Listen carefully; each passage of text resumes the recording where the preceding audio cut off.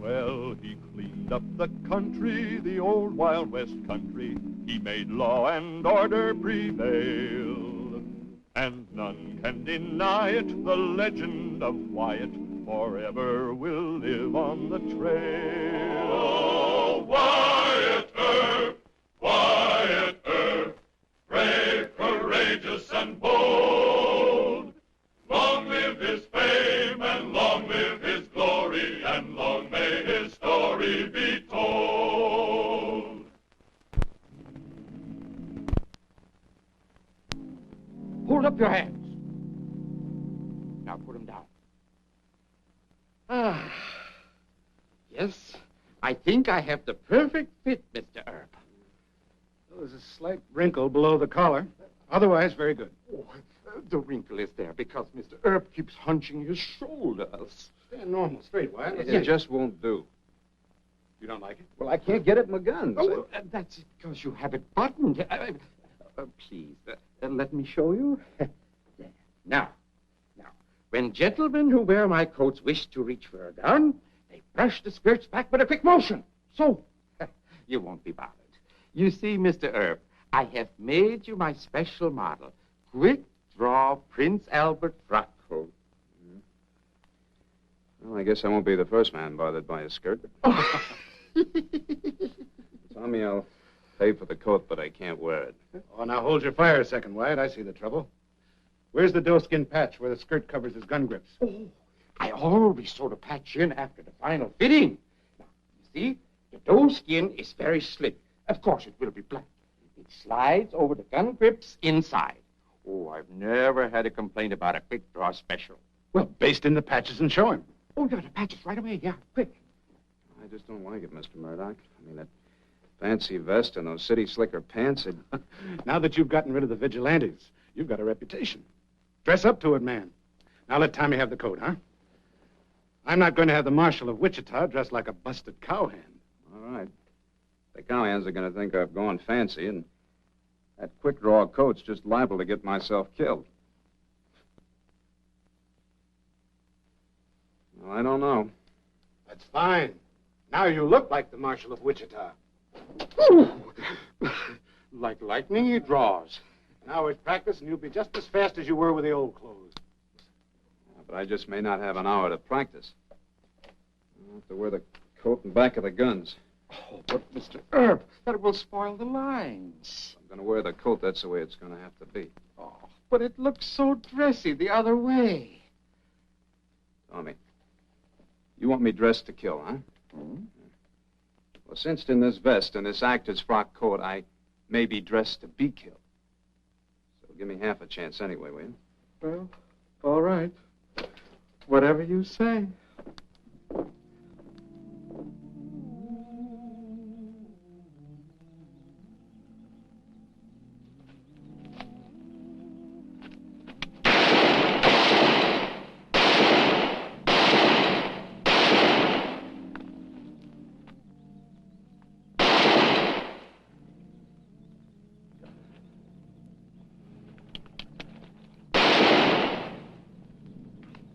That'll take care of you, Earp.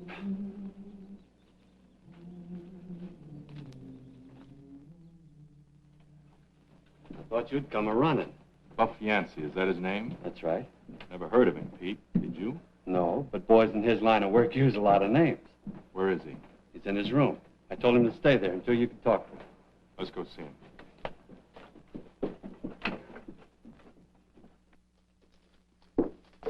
Where's your gun? Here in the rack. Why? I have to know if he's really fast and can shoot as good as you say. You'd better get it. Howdy, Graham. Hello, Mr. Bennett. We're making a little visit on one of your guests. No trouble, he's a friend. Yes, sir. I don't want Earp to find out about this. Understand? Yes, sir. He gave us vigilantes a bad time in court, and we mustn't forget it.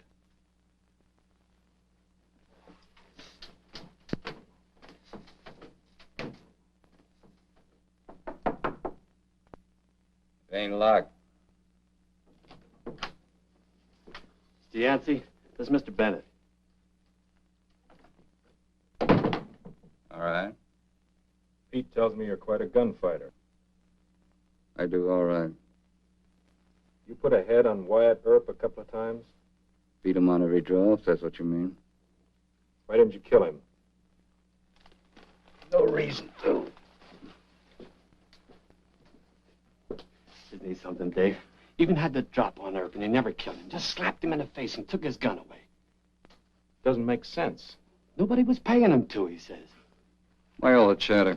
You fellas asked me here to talk about that pea-shooting marshal of yours. You talked like Wyatt was fast with a gun. If you made Earp pull in his horns, why wasn't there talk about it? Wyatt didn't tell. Why did you wait so long to tell? Nothing to brag about.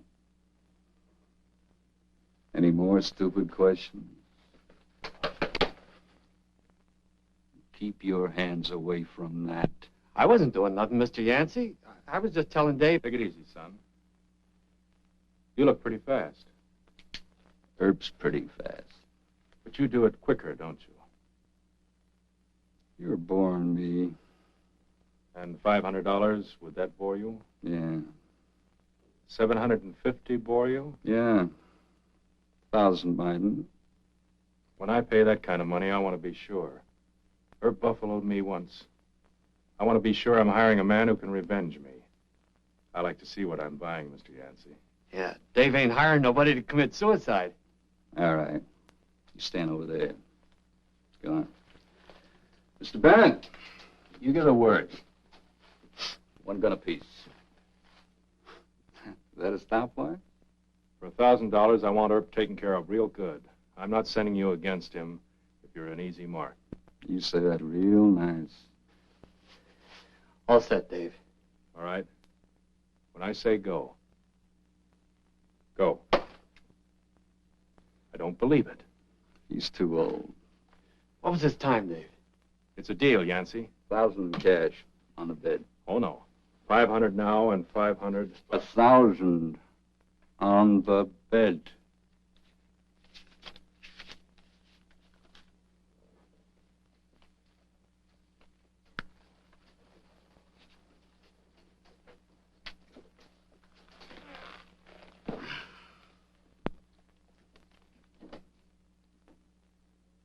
Are you sure you don't want to count it?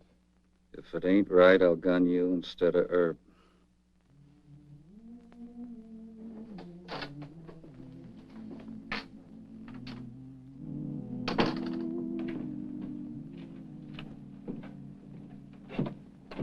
Marshal Earp? Is that you, Marshal? I hardly recognized you all dressed up. Say, Dave Bennett's telling it around. There's a fella here in town who says he put a head on you. Oh? What's his name? Buff Yancey, Dave says. Buff Yancey. Well, thank you, sir. Mr. Marshal Earp. Mr. Marshal Earp. Well, hi, Henry. How's your father? He's fine. Gee, thanks for getting us back our horses. Don't mention Gosh, you going to a funeral? it. Well, I hope not. Well, you sure dress like it. Well, what I came to tell you. Better look at how you go into Dave Bennett's saloon. There's a gunslinger in there, and he's bragging after you. Is his name Yancey? Buff Yancey? Don't know his name, just a big mean-looking man. Well, thank you, Henry. We'll both look out for him, okay? Okay.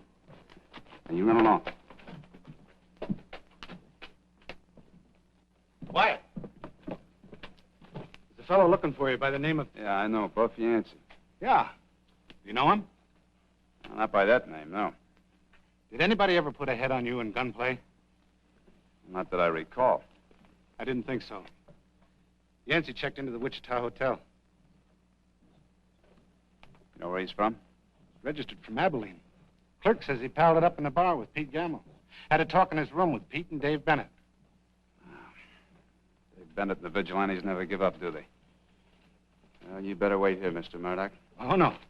If you get killed, I want the story quick for my paper. Thanks.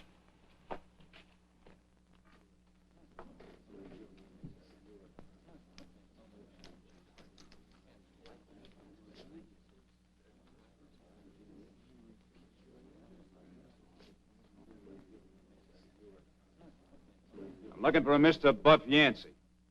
Right here.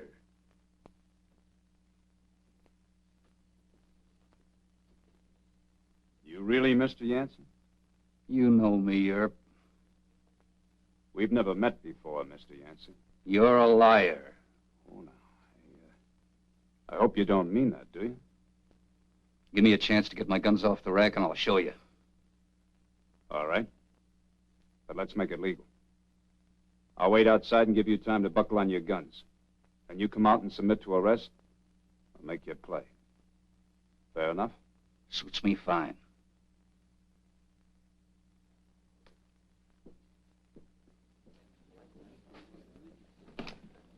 He's wearing a tailcoat. First time I ever saw him with one. It's bound to slow him up. Fast or slow, I'll handle him. Don't bet on that. Take him fast. What are you so scared about?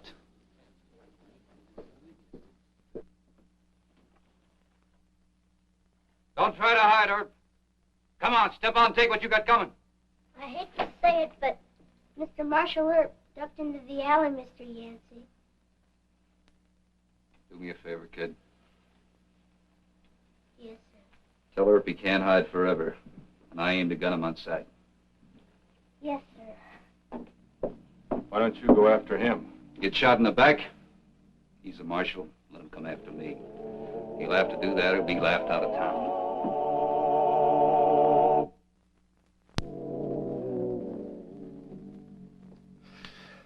I still think you should have gunned him.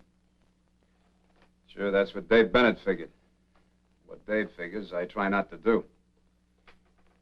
You know, this Yancey just doesn't make sense. He ran a bluff on you in front of a lot of people. Sure, but why? You can't afford to let that stick, Wyatt. Stay marshal. I'm afraid I'm going to have to let it stick for a while, Mr. Murdoch. Why? They'll think you're afraid of Yancey. Come on, use your head. Use my head. It's as simple as ABC. How can you control the hoodlums if you let Yancey get away with his bluff? You just can't wear that badge and duck this issue. Every drunken cowhand in Wichita will start gunning for you, don't you see? Mr. Murdoch, you sure don't know much about gunslingers. Oh, sure. Yancey doesn't make sense. I suppose you do? Well, maybe not. Not yet. But I sent my deputy, Davis, down to see if he could recognize Yancey. I sure couldn't. What'll that get you? Well, a real gunslinger wouldn't let me get more than 3 steps into that saloon. Yancey checked his guns. And he gave me a chance to invite him outside. He also gave me a chance to duck out of the fight. And top guns just don't operate that way, Mr. Murdoch. You think Bennett only hired him to run a bluff? No. Bennett wants me killed for breaking up his vigilantes, and he also knows that I know he's a crook. But Yancey is a liar and a fake. That it? Well, he's a liar because I never saw him before. I'm going to have to find out whether he's a fake. How'd you like to be a mighty big help, Mr. Murdoch, by trying to get a line on Yancey? Anything, Wyatt. But you've got to work fast. Marshal Earp! Marshal Earp! He says you can't hide forever. He says he'll gun you on sight. Thanks, Henry. Now, you push along. I don't want you getting yourself hurt. Gosh, you sure ain't scared of him, are you? Sure, I'm scared. I'm awful scared. Now, you go tell him I said that. Well, I'll tell him.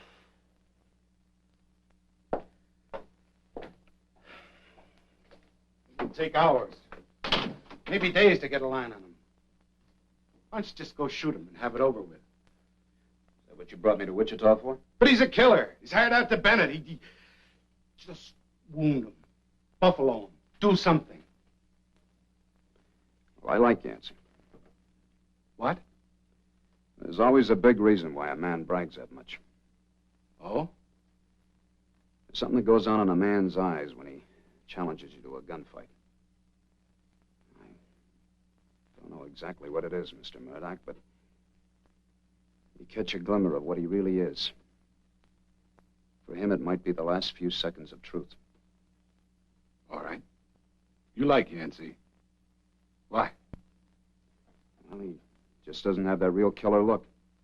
Oh, he acted tough and talked tough, but his eyes told me he was driving himself to the job. If it ever came to a real showdown, I just couldn't wound him. He'd want to go all the way. I'd have to kill him. That isn't a good marshal's job. All right, Wyatt. I'll get right to work on it. Thanks. I'm going to go down and check out the rest of my deputies. Maybe one of them has heard of Yancey.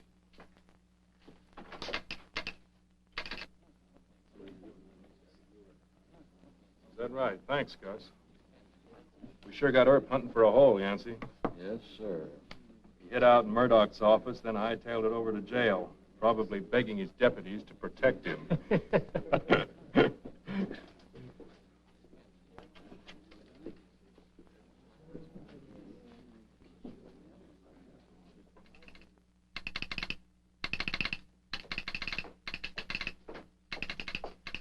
Big favor to ask, Mr. Murdoch, for Mr. Earp. Thought I'd better not send us through the wire down to the station. Would you send a telegram for us? Sure. What are you doing? Going outside of Wichita for information? This time we are, sir. Put this on the wire, will you?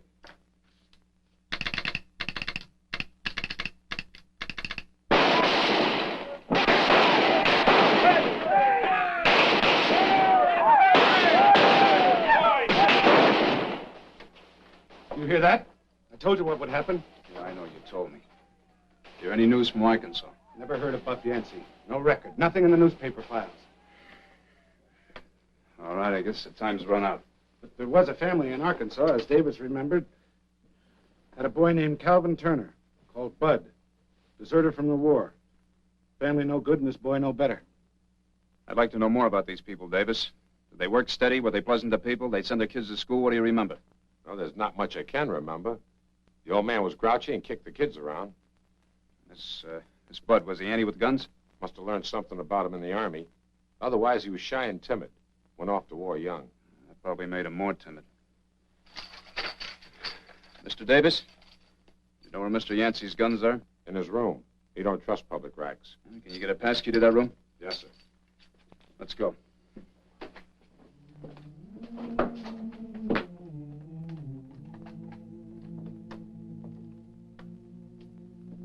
Watch the hole.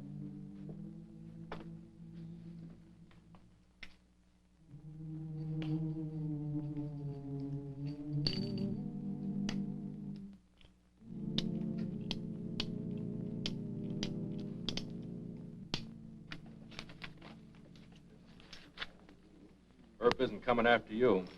Never expected him to. Well, I think it's about time you went after him. Sure. Might as well get it over with. I'll kick in that jail door and... Good evening, Mr. Yancey. You do have a little nerve. Where are your guns? In my room. Good. We'll settle it there. Alone.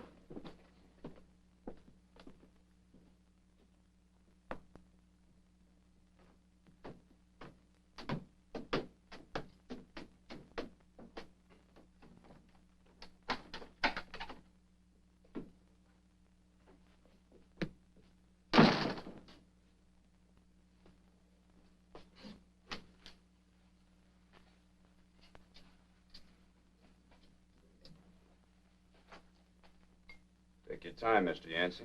I'm in no hurry. You better be.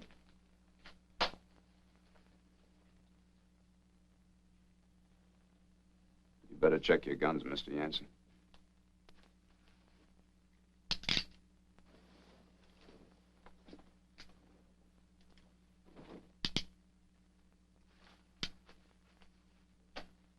Anytime.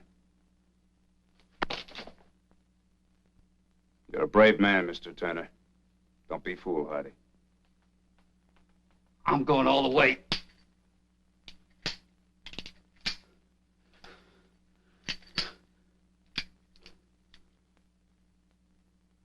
Dead cartridges.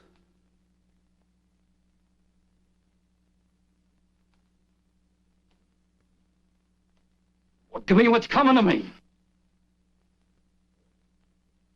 Your real name, Bud Turner? Galena, Arkansas?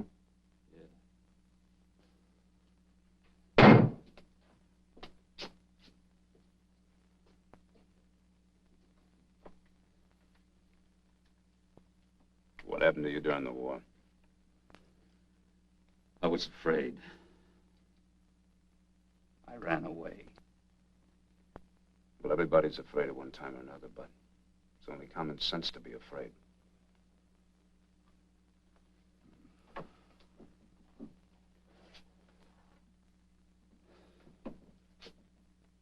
They punish you for running away? No. The living ones didn't notice. Only my dead friends saw me. You think they accuse you? I don't know. But sooner or later, a man accuses himself. So I hit the trail. I bought me guns.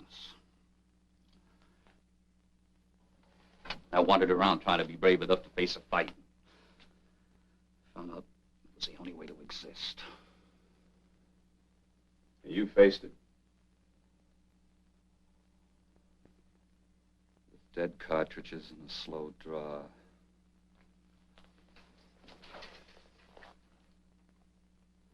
I came to Wichita because I heard you were the best. That was brave, Mr. Turner. I did draw against the drop. And that was stupid. Sure was.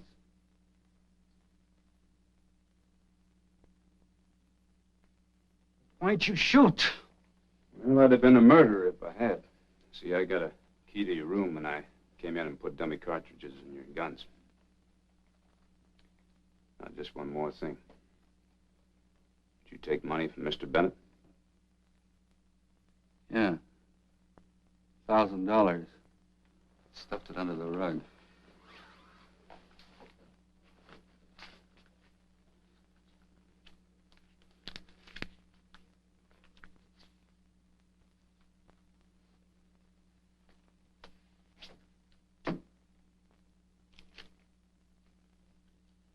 You had quite a little personal problem, didn't you? All right. Prove to yourself you have a lot of courage, haven't you? I tried to. You know, I had a cousin once. Devil of a fear lived inside of him for years, until one day he had to face it. Like you did. You're no coward, Mr. Turner. You proved you had a lot of courage. Now give yourself a little extra proof. Return this to Mr. Bennett.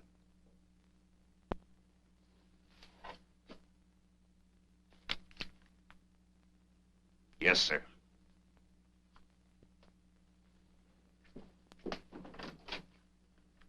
They've been up there an awful long time. I haven't heard any shots. I think I'll go check. Did you get him? No. Yancey, what's the matter with you?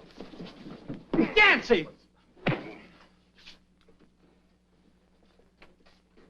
Don't anybody mess with Wyatt Earp. He was faster than me. And he'll handle any 10 of you. All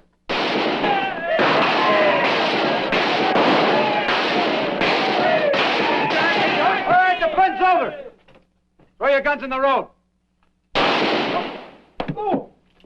You men get off that horse. I'm glad to see you, Mr. McCready. Pick up their guns and start in the jail. Help this man.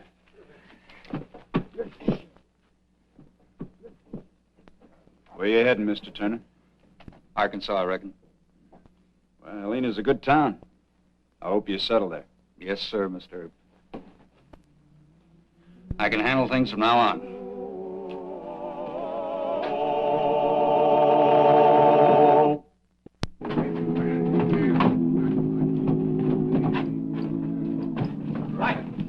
What happened? Nothing much. You know, that tailor did an awful nice job on this coat. Yeah, but that killer, Yancey. Well, like I told you, there's always a big reason why a man brags that much. Right nice fellow once I got to know him. He took off for Arkansas.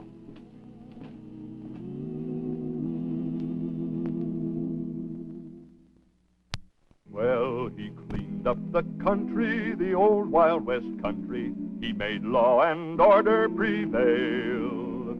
and none can deny it. The legend of Wyatt forever will live on the trail. Oh, Wyatt Earp, Wyatt Earp, brave, courageous, and bold. Long live his fame, and long live his glory, and long may his story be told. Long may his story be told.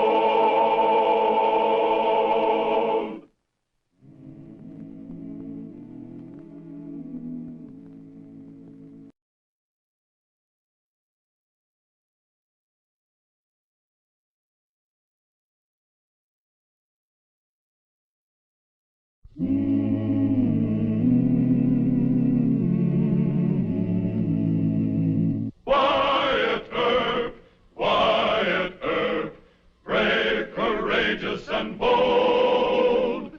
Long live his fame, and long live his glory, and long may his story be told.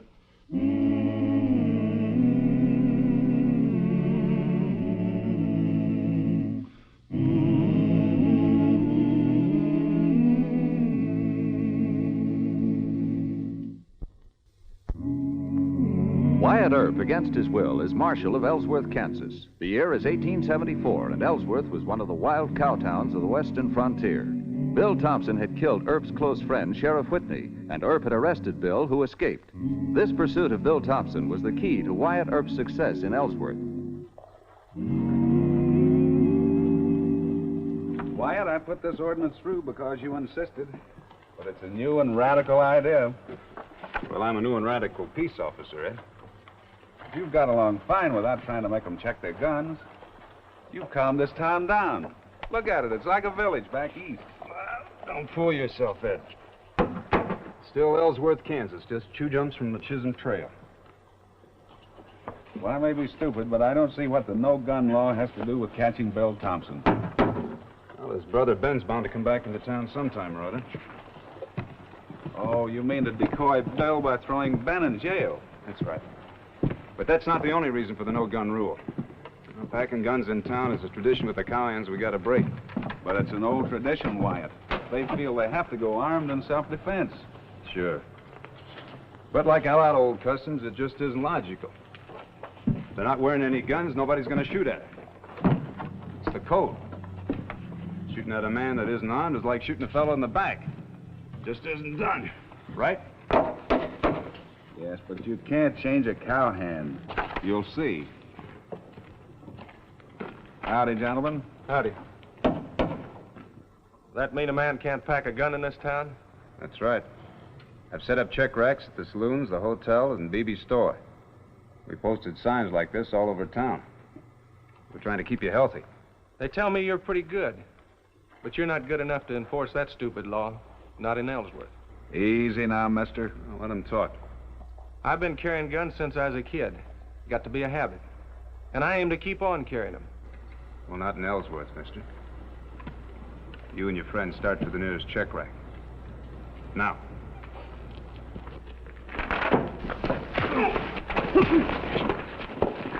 Make a move. Now drop your gun. Left hand.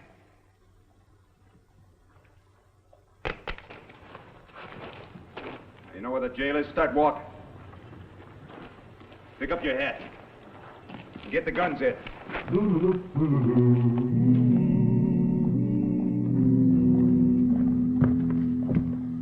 They wouldn't check their guns, Mike. So lock them up for 10 days. Don't we get a trial? Sure, if you insist. And you get 30 more days for resisting an officer. Still want to try?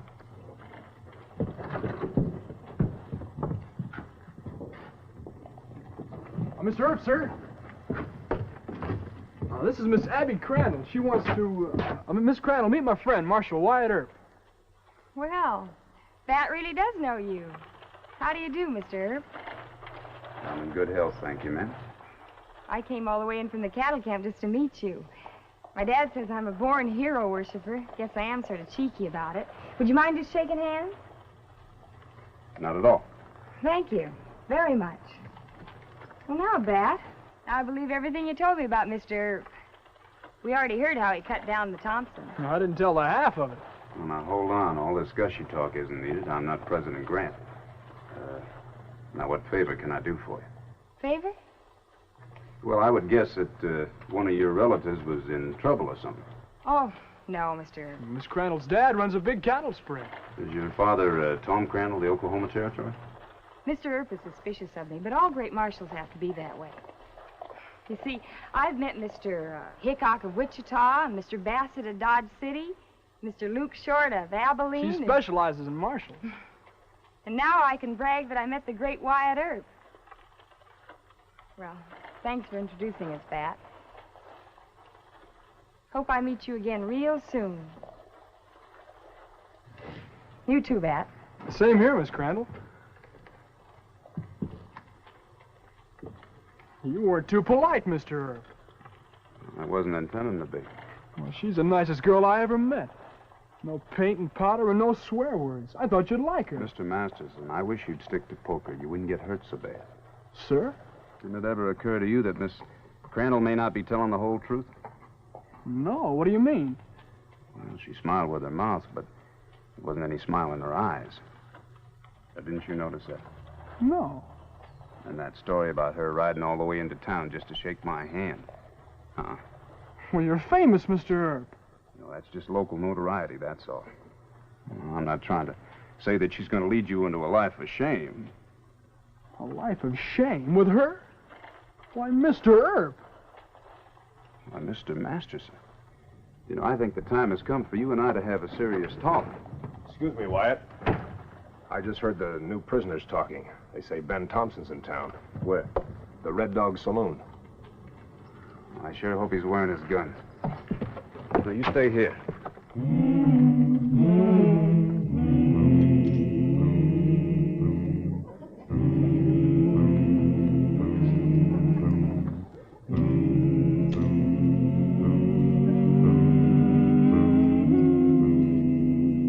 Hello, Wyatt. Hello, Ben. How's the marshaling business? Quiet. Hope it stays that way.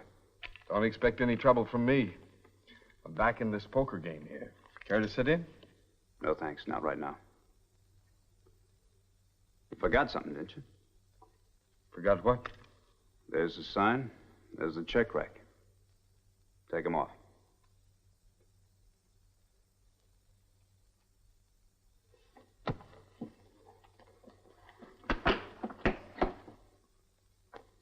Now let's go see the judge. Judge Osborne ain't gonna back you up in that gun-checking monkey business, and you know it. Well, let's see what the judge says. Well, all right. I think it's a fine state of affairs.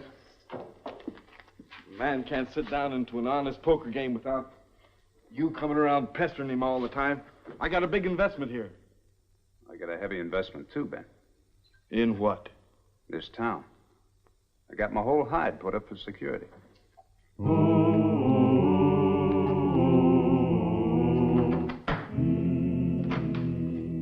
T, we asked Judge Miller to come in a minute? Yes, sir. Hey, Judge Miller? where's Judge Osborne? We don't have Judge Osborne anymore. He left town last night, Ben. For good. The governor made him resign and appointed me. Judge Miller, I found Ben and the Red Dog wearing his guns. Did he try to resist you? No, sir. Very well. That'll be 10 days in jail, Mr. Thompson. Just leave him the fine. I'll pay it. The jail sentence is mandatory. Lock him up, Mike. This is the second time you've tried this trick. You don't want me. You want my brother. That's right. You think Bill's fool enough to come walking into a trap like this? Twice now I've let you run it over me, Wyatt. Next time I'm going to gun you. I'll keep that in mind, Ben.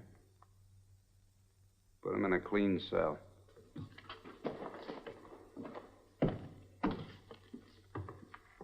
Is he going to work? Ben wasn't play acting. He knows Bill's a fool. That's what made him so mad. You think Bill will come in and try to break Ben out? Sure. He'll come into town with his whole gang and aim to blast his way through. Then we'd better swear in some special deputies. We sure had.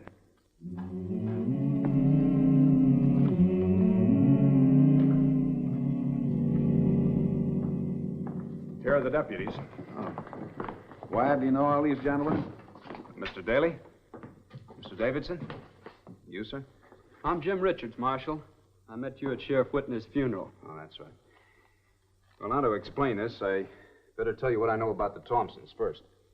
With the exception of Bill's escape last week, they've only pulled one other jail delivery. That was in Hayes, Kansas, March of '71. Now, Bill was in jail for robbing a stage.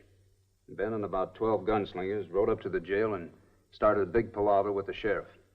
And under cover of this, 2 men, on foot, sneaked around back and blew a hole in the wall with dynamite. They yanked Bill out, put him on a horse, and the job was done. But Wyatt, what makes you so sure they'll try the same thing here? Ben's the brains of the outfit, and we got him locked up. Bill was too stupid to think up a plan of his own, and he admires Ben too much to even try. I don't want to seem too positive about this, Ed. You're the boss. No, I think you figured it pretty close. Well, then here's the layout the way I see it. We station men at these points. Here, here, and here. We let Bill make his fight talk right here. But we don't do any shooting until the dynamiters are spotted. And I hope we can drop them, and by that time...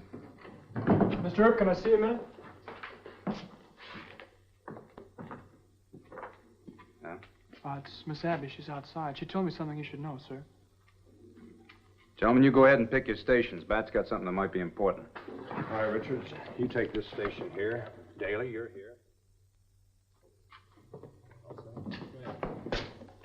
Does it believe me now? Sure it does, Miss Crandall. Look, I only want to help you. Maybe I did sound a little too romantic about peace officers, but I recognized Ben Thompson when you were taken him to jail. I could identify him. All right, now just let me get this straight. You think it was Ben that pulled that Wells Fargo job in Topeka? Huh? She saw Ben and the others before they put on their masks. Just give me one good look at him, Mr. Earp. Are you still afraid I'm trying to lead Bat into a life of shame? Well, that was a joke. It shouldn't have been repeated. And I apologize. Then we're friends? It's no use, Bat. You rode shotgun for Wells Fargo, Mr. Earp. Don't you want to solve... You said enough already, Mr. Masterson. Yes, sir. Do you mind if I frisk you? What? You're wearing pants, aren't you? Mr. Earp. You say you want a close look at Ben Thompson. Well, all visitors in there must be searched. All right.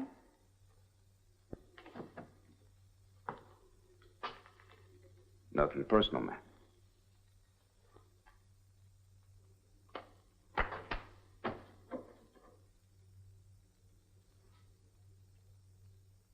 All right, we'll go see Ben.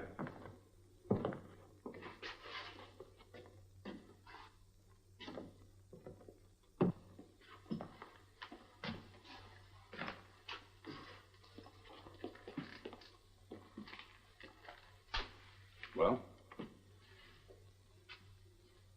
Hey, what is this? Life's full of questions, Ben. Was he the one you... God, she just left. Well, did she identify him? Mm-hmm. Well, there, that proves she's all right. And you insulted Miss Crandall by searching her. Mr. Masterson. Oh, I'm sorry. You didn't really have to search her, though. Look, if you expect to be a peace officer someday, you're going to have to deal with suspicion. What? One of the oldest dodges a woman can use to gain confidence is to identify someone. You see, this puts her on the side of the law. You still don't trust her. Now, she may be everything she says. But on the other hand, she may have used that identification trick to find out exactly where Ben's cell is. To let him know by her appearance that Bill is on his way. Miss Abby, mixed up with the Thompsons? Well, I may be doing her a great injustice. Well, you sure are, Mr. Earp. Well, in that case, I'll apologize. And right. We better be getting to our stations. If Bill's coming today. You'll want to work it before sundown. Yes, sir.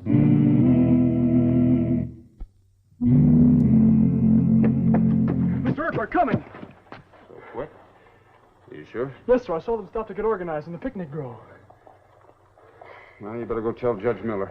Wait. Remind him we don't want anybody killed. They'll give us no information dead. Tell him not to hurt Bill's horses, huh? Yes, sir.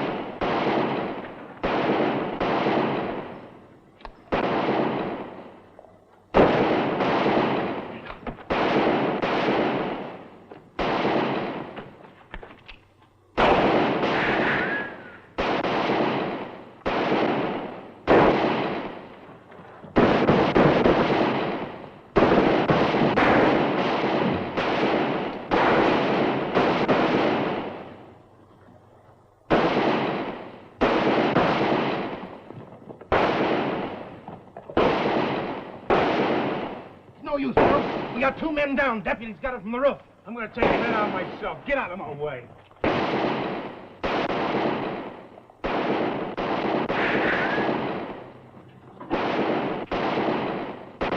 Ben, I'm coming to get you out!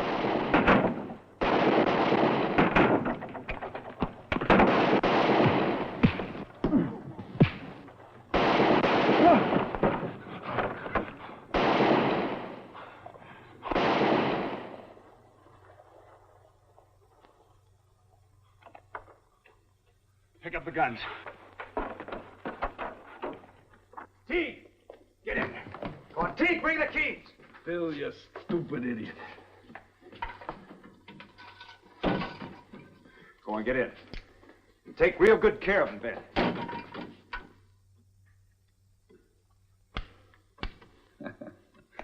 No use trying to beat you.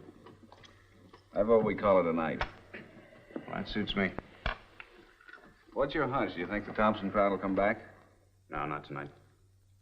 Then I'll let the special deputies go home, all right? Mm-hmm. Oh, Mike, you check the cells again for me? Right. I suppose we'll have to hang Bill. Yeah, I suppose. What else but hanging? You don't sound too enthusiastic, Wyatt. I'm not. If I were the judge, I'd take Bill's mental condition into account. I saw his eyes when he killed Sheriff Whitney. I get another good look at him again today. We ought to think about it, Ed. Well, we'll see. Good night. Good night. You know, you could have been killed taking Bill the way you did. Now you don't think he should be hanged. Not if he's crazy, no. But he murdered Sheriff Whitney. Mr. Masterson, I hope Bill is sane and gets the rope. But if he's a lunatic, the law says you can't hang him. The law says. Oh, I thought you wanted to be an officer of the law. Well, yes, sir, but I sure don't Well, think... you better learn it'll be your job to protect every man's life, even when you think he deserves to die. Oh, by the way, what happened to Miss Crandall? Did she leave town? She went back to camp before the fight. Why? I wish I knew exactly what she was up to. Look, Miss Crandall is absolutely on the level. Women disillusion you. She likes you, Mr. Earp.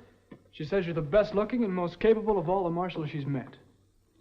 She's met a lot of marshals. That's what she said. They're all sound asleep, Wyatt. Good. You and Bat think you can stay awake? Sure. We both slept from after supper till almost midnight. Good. I'm going to run over to the hotel and get a little sleep. Now, no visitors. If anybody knocks, I don't care if it's the governor with a prisoner, you keep them outside, and one of you come on over to the hotel and get me. Right. Yes, sir. Good night. Oh, Mr. Masterson, don't take what I said too seriously about women. I'm no expert. Come to think of it, no man is.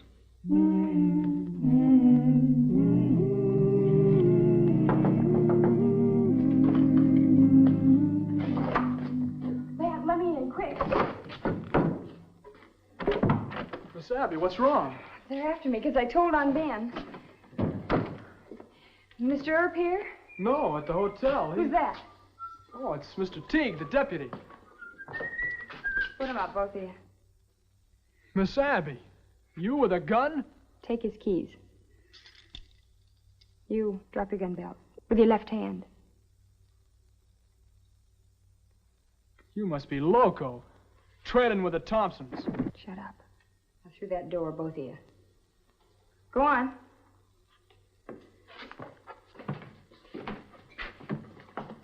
Good girl. Open up that door. All right, you two inside. You better tie him up and gag him. Nah, strangling's quicker. Ben? Get over there! You outside, you idiot! Any more of that, and I'll leave you right here in the cell. Why don't we? I don't like you. You've done a good job. Now, where's the marshal? He's at the hotel. The horses are right around the corner. We better get out of here fast. No, we got business first. What do you mean? I promised to gun Wyatt, and that's just what I'm going to do.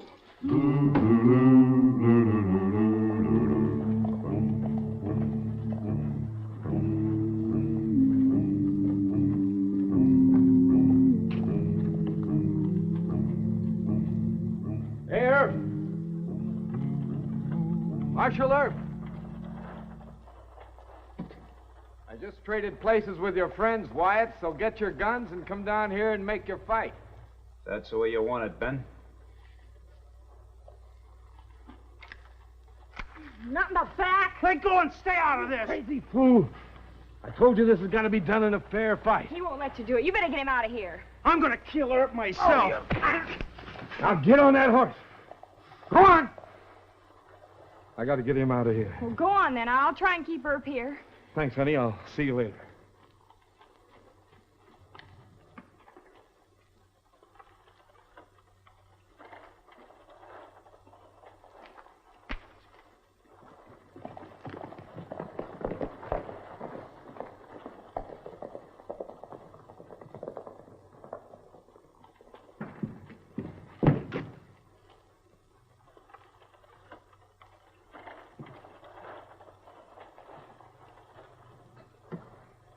Bill wouldn't let Ben make a fair fight. Don't start for your guns. You're fast, but all I gotta do is pull the trigger. I didn't quite guess it, did I? Not quite. So you're one of Ben's girls, huh? I'm his girl. The only one. Oh. Well, what about his wife in Wichita?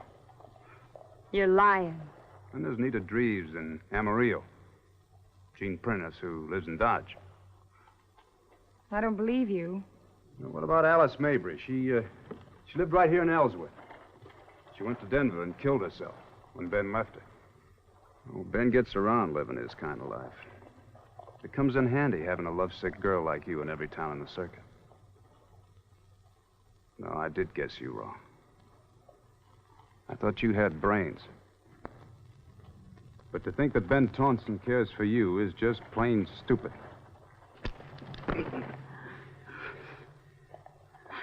Pretty young girl like you getting yourself mixed up with a dishonest gambler and a road agent. Don't you see what a fool you made of yourself, Miss Abby? Keep your sermon to yourself. I'll look out for me, you look out for you. All right. Well, let's start walking. Where? To jail.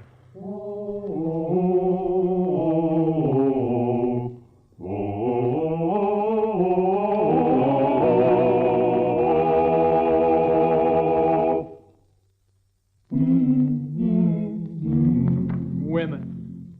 I know them now. Well, now, Mr. Masterson, that is a reckless statement. They're subjects that can occupy a man all of his life. Yes, sir. What's going to happen to Miss Abby? Come here and I'll show you.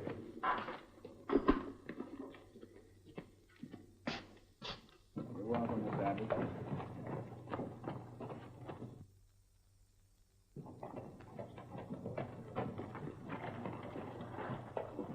Hey, is Judge Miller turning her loose? Mr. Masterson, when a woman is young, she's too young to know right from wrong. And if she's pretty, well, then there's no law of man that can touch her bonnet strings. Yeah, but didn't you raise a holler, Mr. Earp? No, I didn't. I got other things more important on my mind. There's an insane killer running loose, and this time when I arrest Bill Thompson, he's going to stay locked up. Hey, say, Ed, by the way, when's Miss Abby's trial come up? Oh, I wanted to talk to you about that, Wyatt.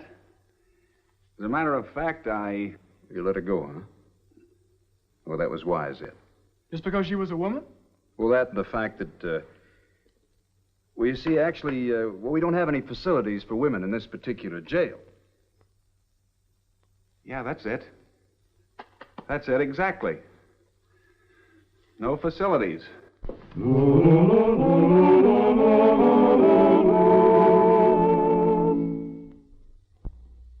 Well, he cleaned up the country, the old Wild West country. He made law and order prevail, and none can deny it. The legend of Wyatt forever will live on the trail. Oh, Wyatt Earp, Wyatt Earp, brave, courageous, and bold.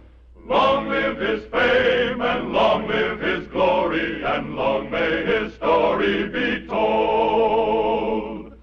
Long may his story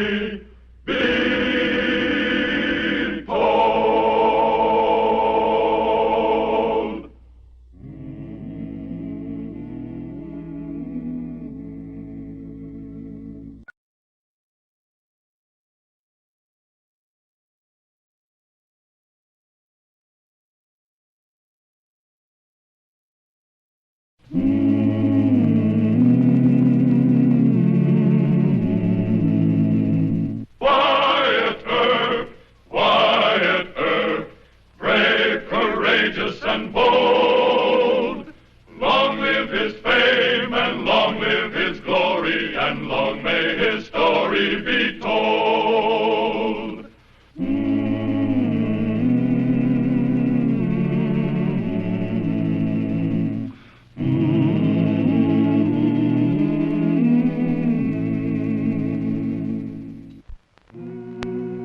Though the war ended in 1865, there were sections of the land where passions were still flaming in 74. And Wyatt Earp, as Marshal of Ellsworth, Kansas, finds himself embroiled with cowmen of strong views about that war.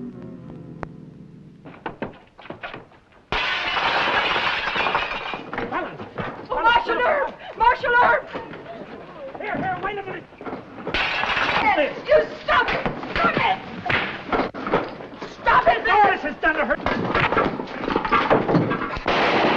Hold it! I'll shoot the next man that moves. You're all under arrest. The law says you gotta check your guns, and you all know that. Mike, take the guns and start him to jail. All right, everybody put their guns on the table here. Move. Move. Oh, I'm much obliged to you, Mr. Earp. 5 minutes more and they wouldn't have left me anything. They'll have to pay for it, Mrs. Danaher. You go on and help Mike take him to jail. Yes, let's go. A sherry, Mr. Larson. I know you don't drink, Marshal, but a bit of wine would calm my Irish temper. What started all the trouble, man? They're still fighting the war between the states. All those cowhands were Southern men. They wanted me to move General Lee from my parlor in here. General Lee? Oh, a picture of him. They called her a traitor. You better clean up. Yes, ma'am. I can't understand it, Mr. Earp. My dear departed husband was a Confederate veteran. He died last year, God rest him. Len wanted to forget the war. So do I. Well, ma'am, folks aren't all that sensible. But these men that drive the cattle up from the south, they still carry the stars and bars. Why is that? Well, some of our Yankee politicians weren't good winners. They rubbed it in everywhere they knew how. Give a cowhand a pint of whiskey and, well, he starts remembering his grievances. Am I the one to pay on that account, Mr. Earp? No, ma'am. I'll collect the damages for you. Mr. Lyson? Yes, sir? How much do you think it'll cost to put this place back into order? Oh, 2,000 or 3,000. 3,000, huh? Oh, don't be asking a Swede. 1,500 is the Irish of it. Mrs. Danaher, this is business. 1,500, Mr. Earp. I'll see that you get it. I'll have a talk with Judge Miller. Lord love you, Mr. Earp. Good day, ma'am.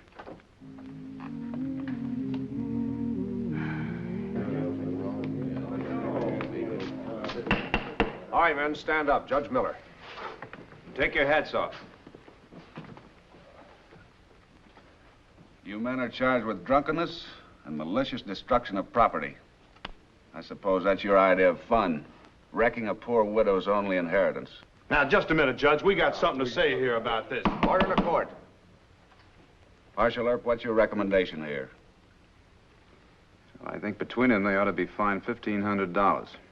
Stay in jail until they pay it. Oh, sure. That's Yankee justice. Order. The court finds you $1,500 pro rata. You'll be held in jail until payment. Deputy Teague, remove the prisoners. All right, man, this way. Come on. Marshal Earp. This is Marsh Murdoch, a newspaperman from Wichita. We've been friends for a long time. Oh, Mr. Murdoch. Glad to know you, Mr. Earp. I came here on business. Mighty important business for you, Wyatt. It's such an opportunity that I can't stand in your way. I'll see you later, Marsh. And I hope he turns you down. I hope not, Ed. Miller seems to think you're going to be the best marshal in the West. Well, Ed's my friend.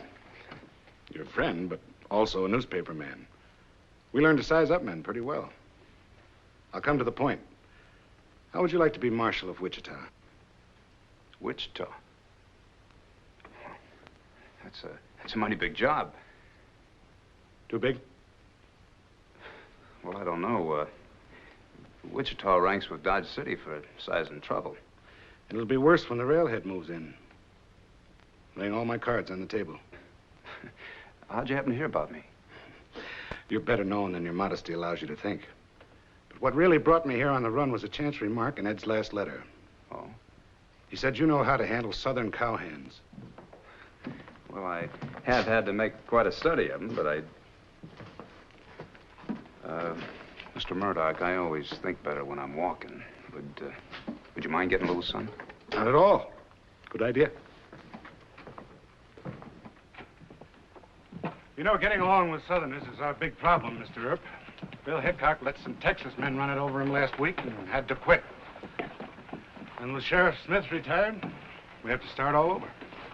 Well, I heard that Hickok's a mite too quick on the trigger. Wild Bill didn't have the intelligence to reason with cowhands. He shot him. Well, they take a lot of patience. I can't say I'm any too well liked by him. No northern peace officer is going to be liked. The best he can do is convince the Johnny Rebs that he means to be just and fair. Well, that and understanding their pride. Pride? Yeah, it seems to me that's the key to it. Just about all the war left him was their pride. That's true. You've heard folks speak of it as a foolish pride, but, well, I've never held for that. See, I got two brothers that fought for the North. They tell me the Southerners have every right to be proud. They fought real well. They sure did. When I took this job here, I made up my mind I'd never shoot a cowhand if there was any other way out of it. You mean there are other ways? Well, I hit him with my fists a little, or buffalo him over the head with my gun barrel. It's a lot more effective than shooting him. You take an awful risk, though. Well, you buffalo a cowhand, and all he has is a headache. But if you shoot him, a lot of fellas can say to themselves it wasn't a fair fight, and then they lay for you. Well, you're right. What happens if the cowhands decide to stay in jail? Who's going to pay for that work? Well, then we'll all chip in. But I think they'll pay for it. What makes you so sure? Well, a cowhand hates to spend much time in jail. It hurts their pride. What happens if they can't raise the $1,500? Well, then their bosses will pay for it. Hurts their pride, too. Pride?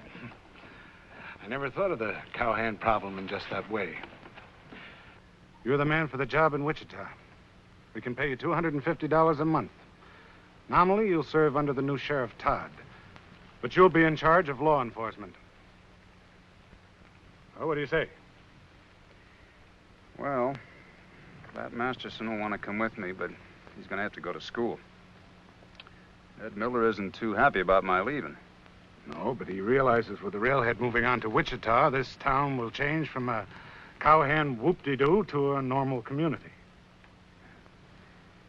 Well,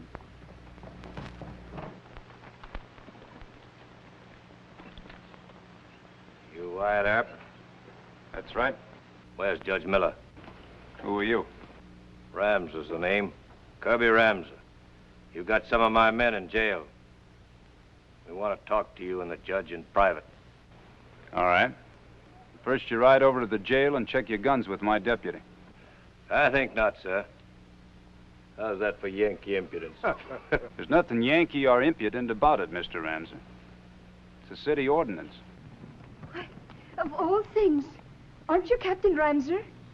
Madam? You wouldn't be remembering me? I'm Mary Donaher, Len's wife. Oh, yes. Running this tavern, I believe. I was, Captain. But a bunch of pesky cowhands just about put me out of business this morning. Heard about that. Turned Yankee lover, didn't you? Why, Captain, you and my husband were great friends. You were his captain. Well, you know I wouldn't... It's very welcome you are. You and your friend. I'll light down and... Oh, thank you. Good day, madam. Hold it. I meant what I said about the guns. All right. Find Judge Miller. We haven't any time to waste. I'll be apologizing for the captain, Mr. Earp. He never used to be like that. It's the captain that should apologize to you, man. Well, I gotta go find Ed Miller, see what this is all about. Excuse me. There's a limit to our patience, Miller. This town has lived off us Southerners. Lived well. And in return, you all hired this fellow Air Pierce Marshal. And you did it knowing that he hates all Southern men. Quite to the contrary. Wyatt Earp is... I'm not here to argue with you. I'm here to tell you. Oh? We want those cowhands released. And no nonsense about $1,500 fine. The Danaher woman got just what she deserved for turning Yankee. That's a stupid lie. What did you say? I called you a stupid liar. Now, Wyatt. You made us check our guns. Now understand why. Gentlemen. Don't call him a gentleman. He's a liar and a fool. Why, you... I'll tell the judge what you really want. We want you fired. We'll give you just 6 hours to get out of town. You want to hear the rest of it? I do not. Well, you'll hear it anyway. If Air Pierre hasn't left Ellsworth by 5 o'clock this afternoon, we'll run him out. And if we have to do that, we'll burn this town to the ground. All of it. You cross our city limits and there'll be a fight. Get rid of Air by 5 o'clock this afternoon.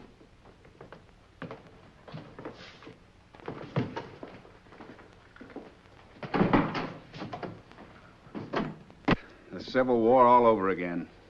Oh, maybe not, Ed. Ramser wasn't bluffing. No. But how many gunfighters can he raise? You know anything about the captain? He's a hot-headed professional Southerner. He owns a big cattle spread in North Texas. He can hire plenty of gunfighters in the camps.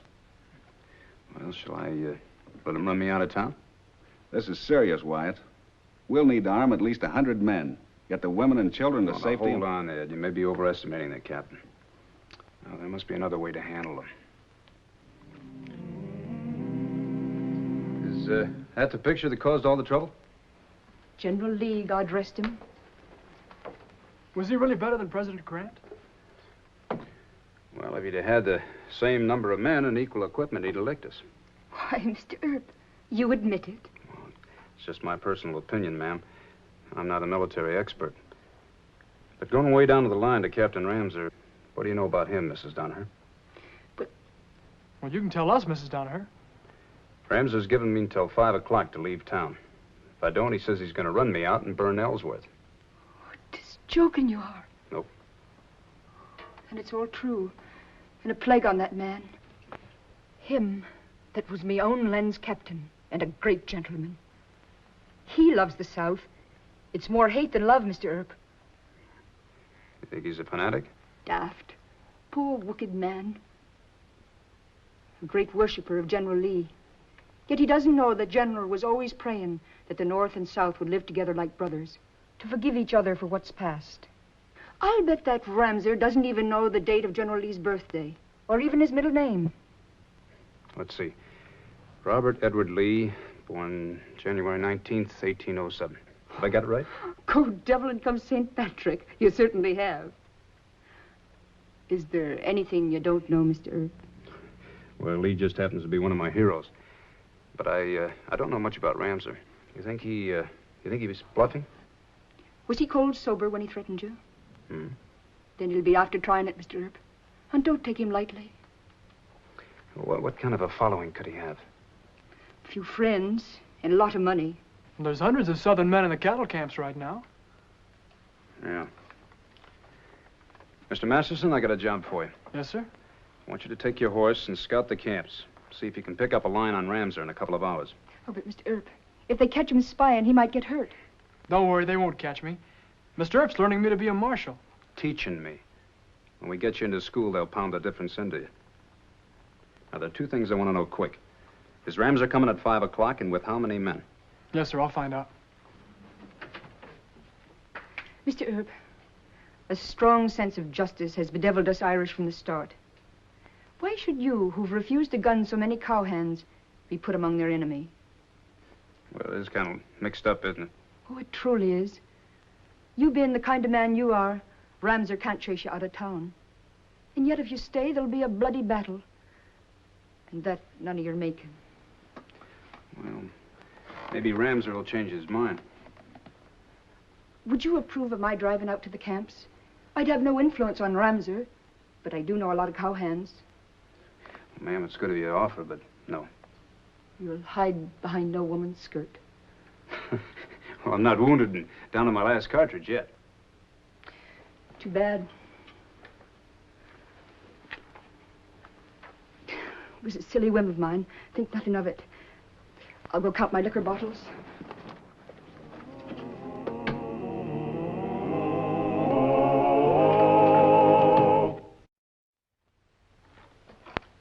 Number 8, that's birdshot. That's right. What's the idea, Wyatt? We ought to use buckshot or slugs. Well, I haven't heard from Bat. Ramser was coming in for us. We'd have heard talk in the nearest camp. So? Well, either he's not coming at all, or he'll make some fanatical Johnny Reb move with just a few men. Well, you haven't been wrong yet. Of course, we could always meet Ramser with a posse, Ed. I heard about that posse ride to Bushwhacker, Ed. This time I could be right. Yes, you could. But if Ramser's coming with a small army, we haven't got enough to fight. If he's only going to come with a few men, then we can discourage him with some birdshot. I still say Ramser needs a double dose of buckshot. What do you think, Mr. Murdoch? I'm afraid I must agree with Mr. Earp. Killing Ramser might bring the whole Southern Army down on you. Thank you. Oh, just one more thing, you all Yankees. Be careful not to hit the horses. I never did meet a horse yet that cared a whinny about the Mason-Dixon line.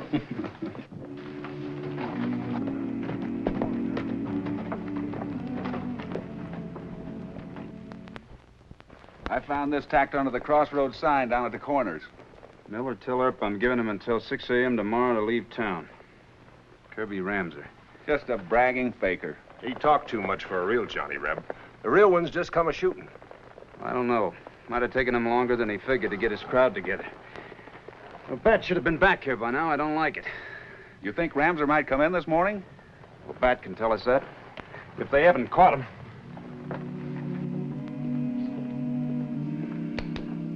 Almost 5 hours of waiting.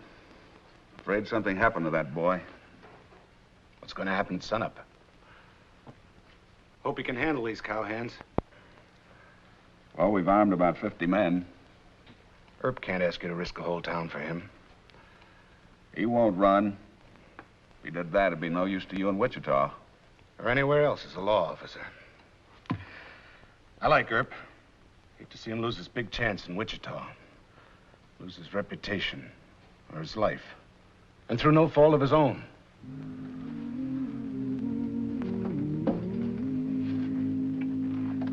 Why must you hurt so? Bat's a smart, handy lad. He'll take care of himself. This is down to her. I sent him out there. They say a woman's lot is hard. But a woman can weep and be no smaller for it. A woman can have fear and run, and it's expected of her. But you men, must you be held by courage till it's the death of you? I'm going to go out and... Oh, God, no, heavens, no. Mr. Earp. Mr. Masters. You all right? A couple of Ramser's men caught me spying on him. I found out what you wanted to know, sir. Ramser's coming at sunup. He's hired all the top guns. We'll have to find him with every man we can get. I'll get my medicines. He's coming with Manon Clements, John Wesley Hardin, Curly Bill, Ringo, and the Clairvoyants. All right, just rest yourself. Don't talk anymore. Put your feet up. Ed, I want you to call off the fight. You're leaving town? Ramser wants me. It's my fight, not yours. I know Clements and Hardin and the rest of them. Are you planning to let them shoot you down? No. Tomorrow's going to be General Lee's birthday. We're going to make it his birthday. We are? You think they'll respect that? I don't know, but it's my only chance. Give me a break, Ed. Call off the fight and keep everybody out of it. All right, Wyatt. Come along, Marsh. We'll pass the word. Well, good luck to General Lee. And you. Thank you.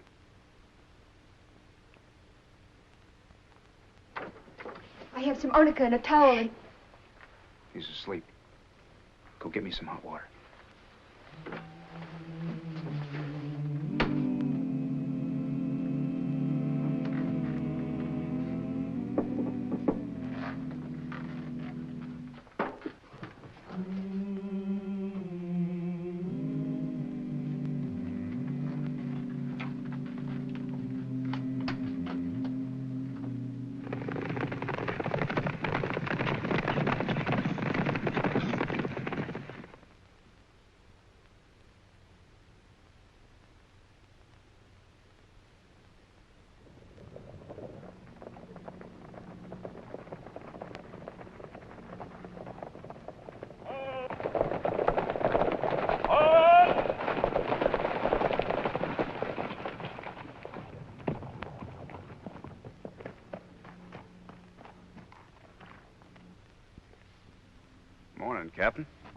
is this? You can read. It's the General's birthday. I know that. But why would a blue-bellied Yank town in Kansas remember it? Well, the General belongs to all of us, sir. This is a trick.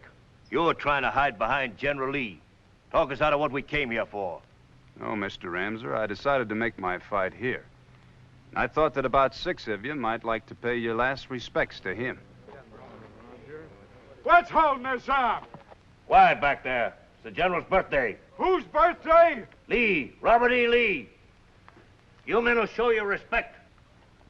And you'll show your respect. Well, I'm always willing to do that, Captain. But I don't think the General would want my regard for him to put me at a disadvantage. Your regard is an insult, sir. Well, I didn't choose his birthday to bring in a bunch of hired killers to gun one man and wreck a defenseless town. I thought Master Robert was born in October. What's that all about? They ain't sure this is his birthday, Captain. The idiots. They think I don't know the date. They'll respect his memory. In review, forward!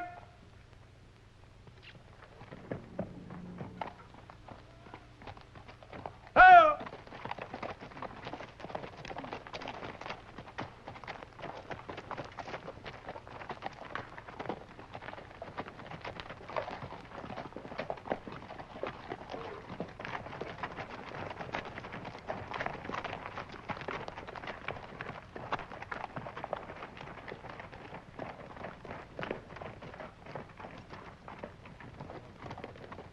I'll move away from the General's picture.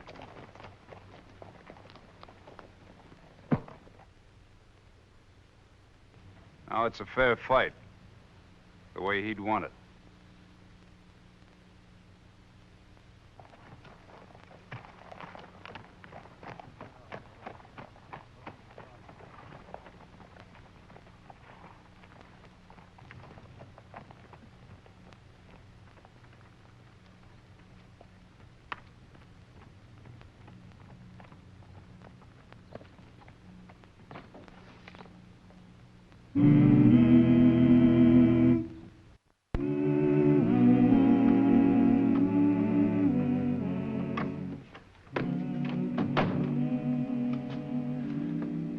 Commencing to learn something about Wyatt Earp? I think so. The Wichita job is yours, Wyatt, and on your terms. Thank you, Mr. Murdoch. I can accept it now with a clear conscience. I don't think you'll have any more trouble, Ed. But if you want me to, I'll stay. No, Wichita is too big an opportunity for you, Wyatt. I think you should accept it. $1,500 from Ramser to Mrs. Danaher. Oh, thank you. I'll take it on over to her. I'll see you both later. Right. Is that straight now? Good and straight, just like him. Mr. Earp, sir. Yes, Mr. Masters. How long do I have to stay in that school? Till you learn the date of General Lee's birthday? Well, I already know that. January... 19th, 1807. That's it. Those ignorant Johnny Rebs. Mr. Masterson, don't ever call them ignorant. No, they knew the main fact, that they loved General Lee. They were wise men. God bless them all. You know we're going to miss you around here, Mr. Earp. Thank you. Won't you change your mind about Wichita and let me go with you? Nope. Why not? Look, you want to be a marshal someday? Sure. Well, then you're going to have to go to school in Topeka. And the first date I want you to learn and always remember is General Lee's birthday. January 19th, 1807. That's right. Remembering dates comes in mighty handy sometimes. Well, he cleaned up the country, the old Wild West country. He made law and order prevail, and none can deny it. The legend of Wyatt forever will live on the trail. Oh, Wyatt Earp, Wyatt Earp, brave, courageous, and bold. Long live his fame, and long live his glory, and long may his story be told. Long may his story be told.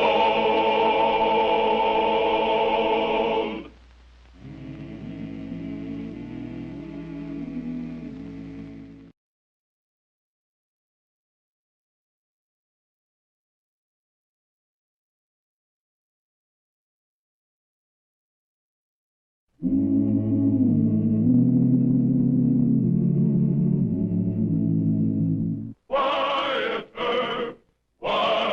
Earp, brave, courageous, and bold. Long live his fame, and long live his glory, and long may his story be told.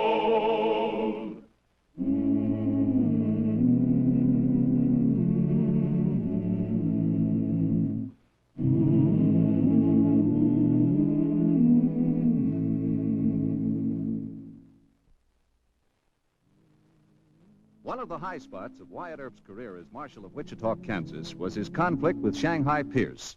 Abel H. Pierce was a New England ship owner turned Texas cattle baron. In 1875, Pierce was probably the richest and most influential, and certainly the most vivid character in all the Western country. Shortly before he tangled with Wyatt Earp, old Shanghai was guest of honor at a remarkable ceremony. Go ahead, take it off. Yeah, boys, that's me. Shanghai Pierce to the line. $10,000 that cost me. I'm handsomer, naturally. Not another man in the South that have nerve enough to put a statue up to his own self. Hundreds of them think they deserve it, but they're waiting on the judgment of posterity. Me, I say let posterity go hang. A.H. Pierce, standing there in bronze on his own ranch. Cover me up, boys. The official ceremony takes place when the cattle drive to Kansas is over. Oh, Mr. Pierce, please, sir. What's them things, Davy? Telegrams congratulating you. I forgot my glasses. Here, you read them.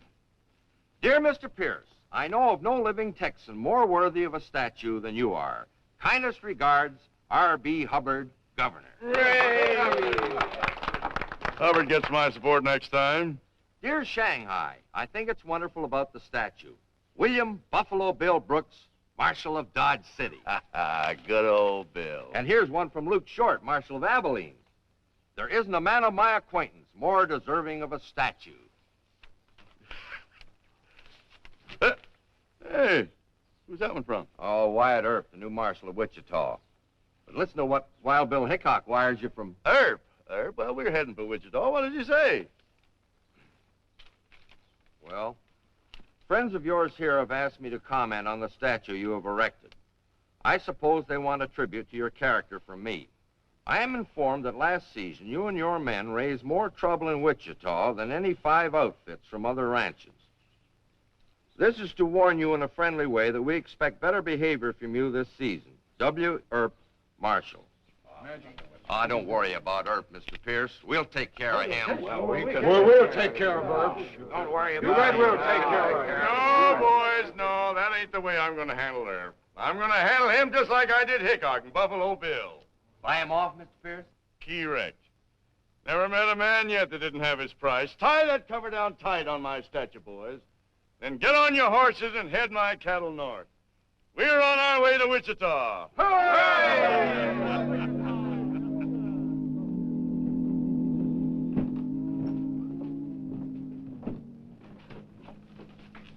Oh, good morning, Mr. Murdoch. Oh, hi. Why all the iron? Oh, we're preparing a reception committee for Shanghai Pierce. We're saying howdy with lead this year. Oh, no. Just got a telegram from Shanghai. Yeah? He promises to be a good boy. I'll have a talk with Mr. Earp. You fellas take it easy. Okay.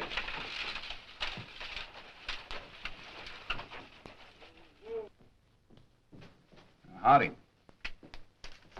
I hear you're planning a reception. Yeah.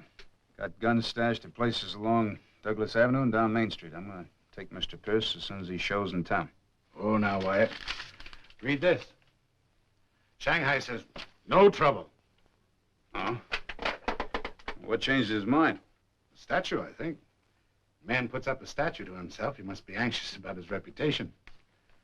I've given him a big spread here on page 1. No matter what you think of him, there's nobody else like him.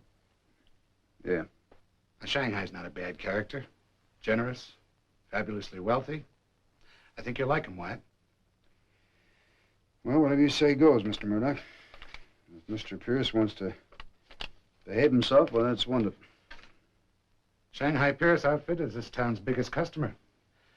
He has at least 300 cowhands on his payroll. And at least that many more pickup drivers. He's throwing a big party when he hits town tonight. Sounds like a big operator. From here to Shanghai, China. That's his brag. He made a fortune in the China clipper trade before he left Boston. Excuse me. Expressman left this barrel, Mr. Herb. Said it was a present for you. A present? Uh-huh. Well, let's have a look. Can't be bribe money. Compliments to Mr. Shanghai Pierce. Wow, champagne. Imported. Well, thank you, Mr. Pierce. Yeah, there must be a whole dozen here. Well, there's 2 cases at least. Yeah. How's this for a peace offering? It's right handsome. I hate to look a gift horse in the mouth, but what'll I do with it? Wyatt, don't you even drink champagne? It's too bubbly, makes my nose itch. I give it to Mayor Hope. And Mr. Murdoch? All right. Thanks. This doesn't mean any more to Shanghai than if another man were to offer you a cigar. Well, perfume. Boy from the Wichita Hotel sent it over. Well, this must be my day.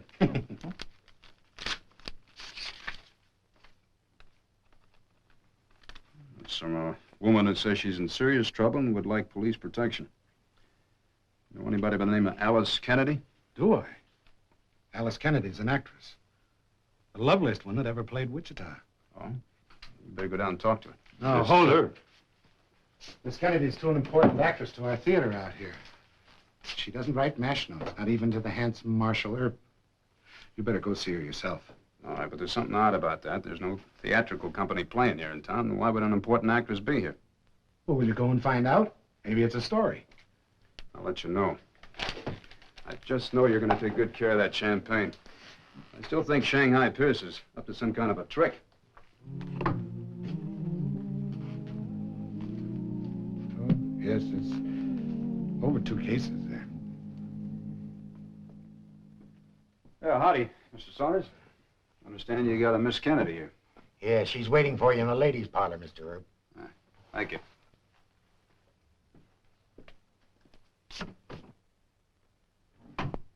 Mr. Erb? Yes. I got your note, Miss Kennedy. What kind of trouble are you in? Well, I don't need police protection. That was just a fib to get you here. But I am in trouble, and I hope you'll allow me to explain a rather odd situation.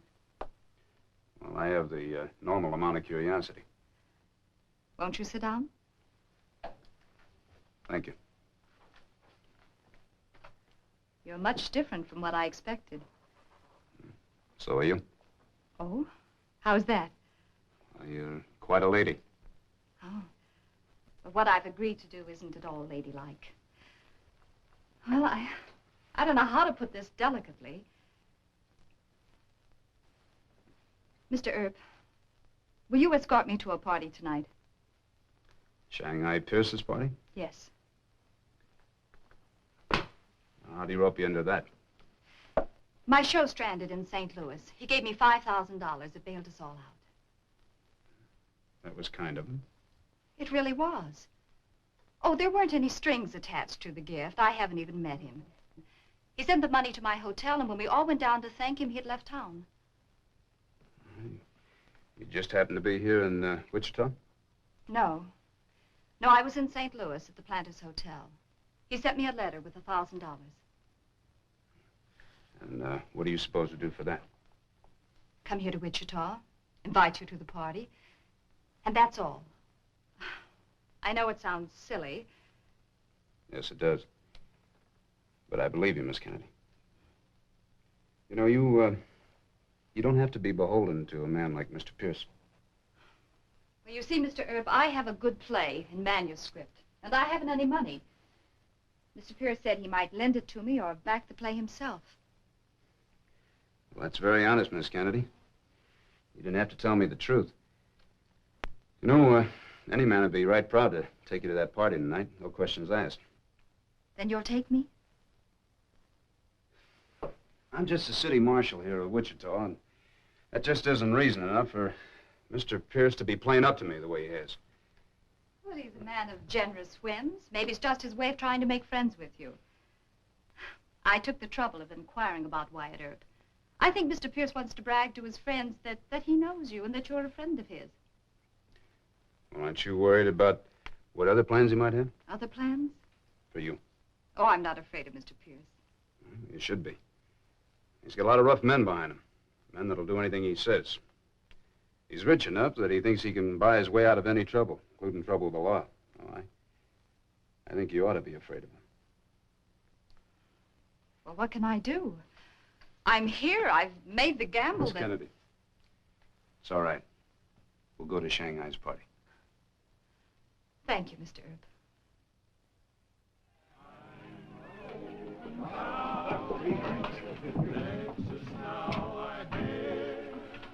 Now I'm scared again. What will Mr. Pierce expect of me? Well, I think he probably expects you to have me tied to your chariot wheels by this time. Oh. Well, would you pretend a little? You know, I've been thinking about it.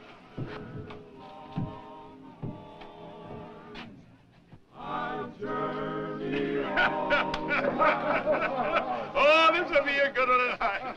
Come on, everybody, sit down, sit down. Maylene, take the ladies' hands. Now, eat up, drink up. You don't see it, ask for it. Your money's no good tonight. This party's on A.H. Pierce. From here to Shanghai, that's me.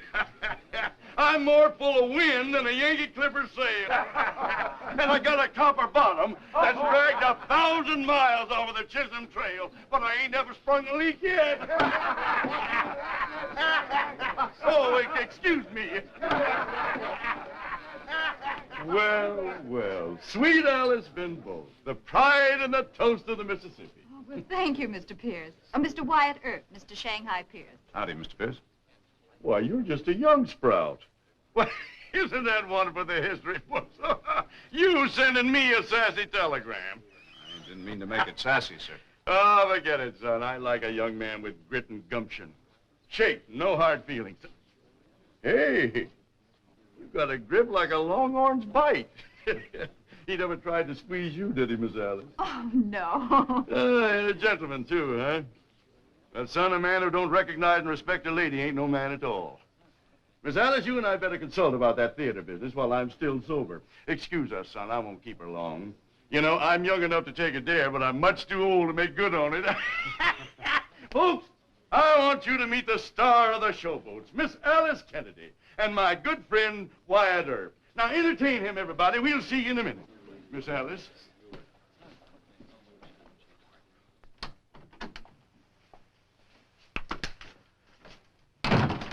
It's mighty good of you to come so far, Miss Alice. But I was betting you wouldn't stand up old Shanghai. Of course not, Mr. Pierce. Sit down. Thank you. I bet you're wondering why I go to so much bother about young Earp. Well, yes, I have, a little. He's in my way. I come up here from Texas, I want to see Wichita wide open like it used to be. I hope I ain't shocked you.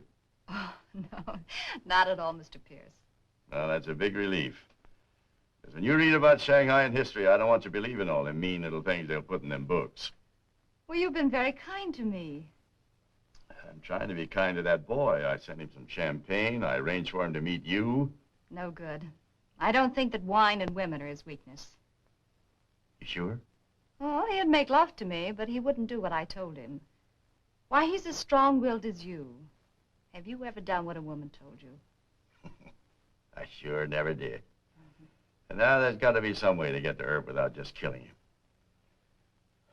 Mr. Pierce, I like that man. What's I the answer? Well, this, maybe. I know he likes card games.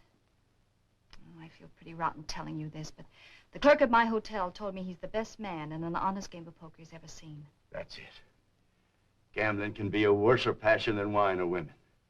You are worth your weight in gold. But I may still need you, so you stay friends with her. Well, I will, if you promise me that you won't. You got a better guarantee than that. I bragged to my boys that I'd bring Earp into camp. Of course, if his price means a shooting match, well, but it won't be. Gambling.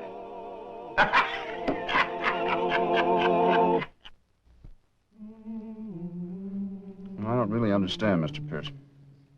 Usually when a man sets out to buy the law, he's a little more cunning about it. Rich men like him don't bother to be subtle. Do you have a price, Mr. Earp? But I don't know. I've never really thought about it till today. I hope your price isn't a shooting match. Is that your price? Hey there, you two. Is that being good guests at my party? I'm sorry, sir. We were just sitting... No, forget it, son. It's time for a poker game. You play? Yes, sir, I do. But I don't think it would be too exciting for Miss Alice. Oh, that's all right. I had a rough trip from St. Louis, and if you don't mind, I'll be excused. I'll walk you back to your hotel. You gentlemen go ahead with the poker game. I'll join you shortly. Take your time, son. Just take your time. I had a lovely evening, and thank you for inviting me, Mr. Pierce. Pleasure's all mine, Miss Alice. Don't forget you're dining with me tomorrow, about 1 o'clock. I wouldn't miss it for the world. Good night. Good night. I'll see you later, Wyatt. Yes.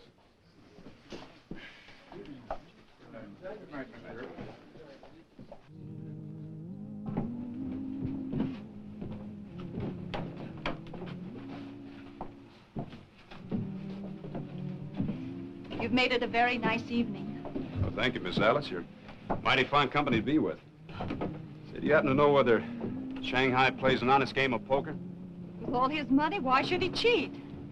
I'd sure like to give him a beating. Is that gambler's fever, or is it just that you don't like him? I'd just like to win enough for you so you wouldn't have to depend on him.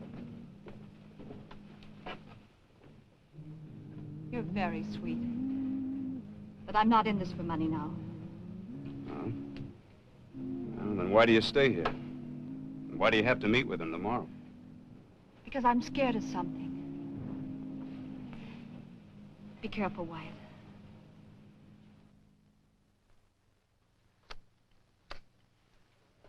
I'm betting you 50, son. Well, I'll see that and raise you 50. I fold. How about an extra 100 in the showdown? That's not the game, Shanghai. We agreed on a 100 limit on any one pot. All right. Lay 'em down. Flush. Full house. Running kind of low. Don't you be worrying about him, Brother Parkins. His IOUs are just as good as gold with me. Well, thanks, but I'm not quite cleaned out yet. You stand up good to a run of bad luck, son. Ante up. That's your deal.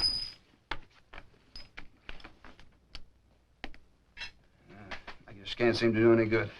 That's a good-sized pot. Oh, that's it for me. Oh, you ain't quitting, son. Just till the bank opens, Mr. Pierce. Enough to pay off these IOUs and pick up a stake to have another go at it. Ah, what's money, son? Stay here with me. I enjoy your company. It's daylight. I've had enough. How about you? We'll catch a nap for a little breakfast, Shanghai. Then we'll be back to give Wyatt a chance to get healthy. I never saw a string of cards played better, son. Well, thank you, but I hope my luck will change. At least it better. I'll see you after breakfast. Now, wait a minute. Sit up. You know, son, I was aiming to persuade you that this town should be open wide again.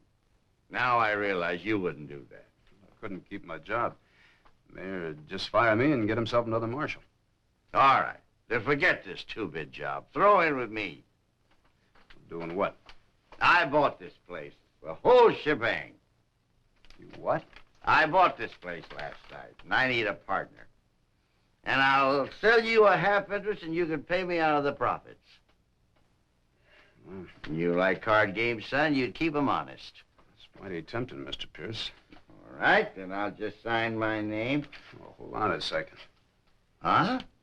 Well, sir, I may be kind of stupid, but I just don't get all of this. First you send me that champagne, and then Miss Alice, and now you offer me a half interest in this place. Why? It just can't be that important to you whether or not Wichita is run wide open. You're only here 3 weeks out of the full season. Even if you did get me to quit my job, Mayor Hope and Mr. Murdoch are committed to a decent policy. You don't buy all of Wichita when you buy me. It just doesn't make sense. Now, you have a price, sir. Every man has a price. Well, Mr. Pierce, don't tell me that you went to all that trouble and rigmarole just to prove that every man can be bought and has his price. Correct. Sir, I don't believe that. You got too much sense and ability. I came here to buy you. I bragged to my boys. And don't you be thinking that if you quit this job, Hope and Murdoch would be able to get a marshal as good as you. I would have been able to handle the average John Law. Son, I've offered you an interest in a good gambling place. I guess I'm getting stupid and stingy in my old age. And I'm kind of a lonesome maverick, too. Well, you got a lot of friends, Mr. Pierce. Friends? Sure. But I need a partner. All right, son. I'm asking you to throw in with me on the whole shebang, from here to Shanghai. It's worth a fortune, and I'll give you a partnership. Well, that's right answer, Mr. Pierce. I always did like the cattle business. Then it's a deal? No, sir. Son, you don't understand. I'm offering... I got no one else, no family. Are you deaf? I'm giving you a half interest in the whole shebang. I'm all alone. That's I don't think we'd get along, sir. Oh, son, now I Sir, thought it's still you... a price. That's a good price, and I thank you, but well, I couldn't throw in with you or anybody else with a price tag on me. Good day, Mr. Pierce.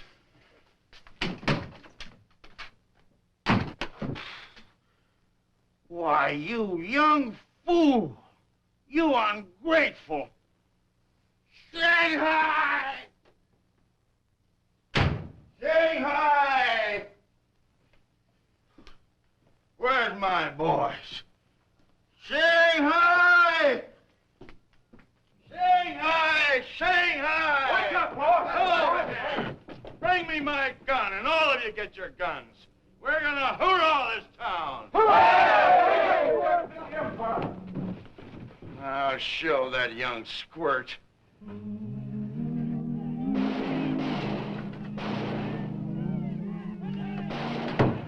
Wyatt, Miss Alice, what is it? What's all the noise about? I had a little disagreement with Mr. Pierce.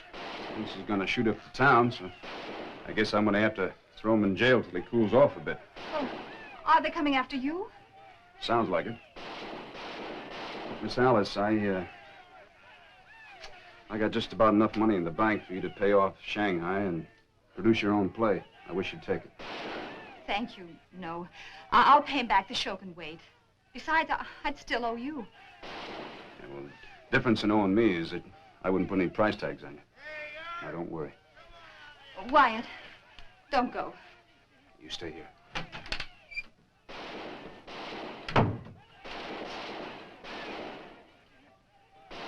I'm Shanghai Pierce, and I'm not taking any more of your insults, Herb. You can't hide all day, and I'm going to sit right here till you come out. Sorry to have to do that, Mr. Pierce. Hold it! Don't fire, you'll hit Shanghai. You men stand back. We're heading for jail. We ain't putting up with this, Shanghai. Oh, shut up. I can handle this. It's a good thing I like you, son. Everybody's going to jail. Come on. Nobody can lick Shanghai Pierce, boy. Whenever he makes up his mind to do something, he does it. Yes, sir. No, sir. Shanghai never takes no for an answer. Yes, sir. Is that your jail? Yes, sir. Well, that's a poor excuse for a jail. I'll come up here one of these days and build you one you'll be proud of. We'd like that, sir. Well, it'll be a pleasure.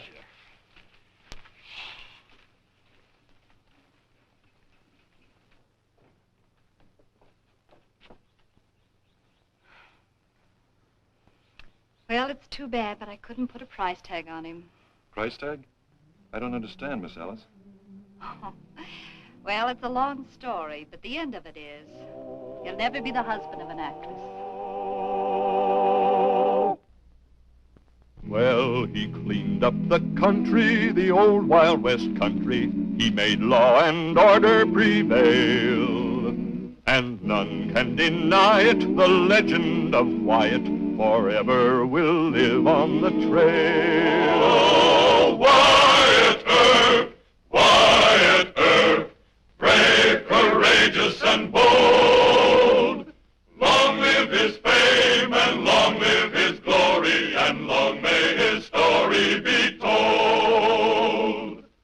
Long may his story be told.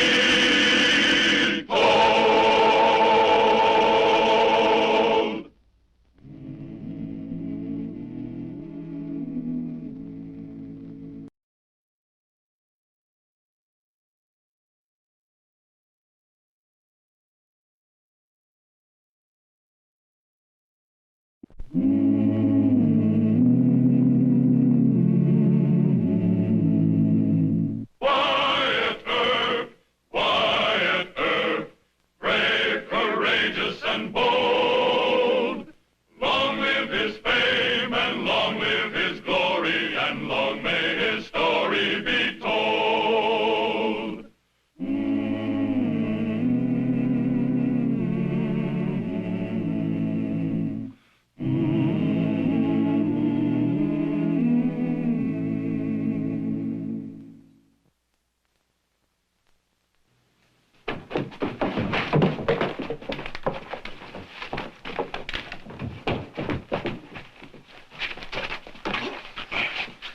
You're short in this town, Begley. You're leaving Wichita.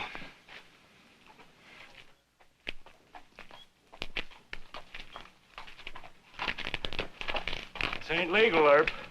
Nothing legal about you. Cold deck poker, watered whiskey, and extortion from dance hall girls.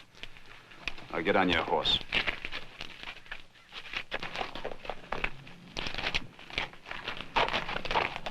I'll be back just as soon as Josh Clanton's elected the new mayor. It'll be a cold day in July. Now start riding.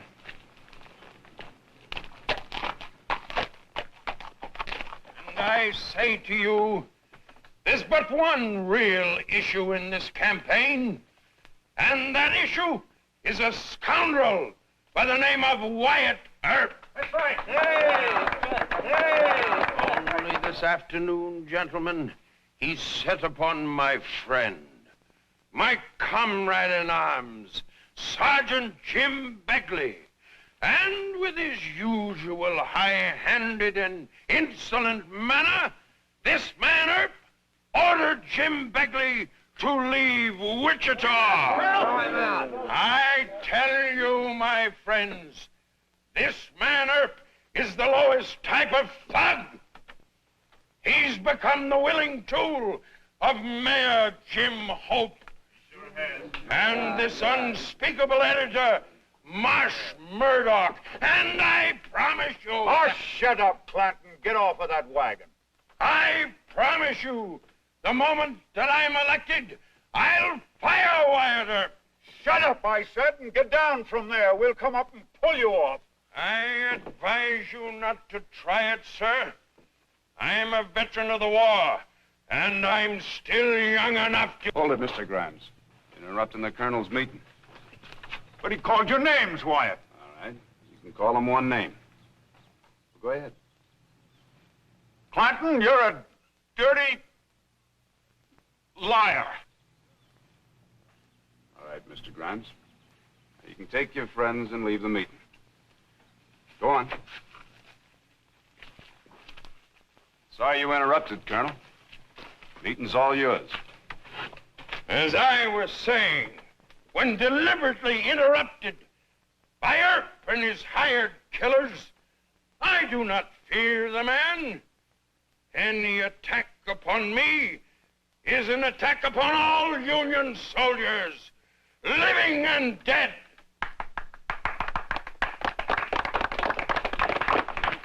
I don't understand, Wyatt. I was only trying to help. I appreciate what you're trying to do for me, Mr. Grimes, but we gotta let the colonel have his say. All right, Wyatt. But you tell Jim Hope he's liable to lose this election if he doesn't show up that blatherskite for what he really is. Well, I think you're right. And I'll tell the mayor. Tell Hannigan not to let that Clanton crowd keep our papers off the stands. Well, well, our hero himself. our plumed knight. What? Read my page 1 editorial. Jim Hope's meeting beat the Colonel's crowd 2-1. As our late president said, you can't fool all of the... What's the matter? Don't you like what I wrote? Well, it's a little too complimentary. This is no time for modesty, Wyatt. It's a political Look, fight. Mr. Murdoch, I like compliments, but I don't think defending me is the line to take. You think our side is handling things wrong? That's what I'm trying to say, yes. Well, you won't stand up for your record. I have to. You want the Eagle to let Clanton lie about you without answering? Yes, sir, I do. Why?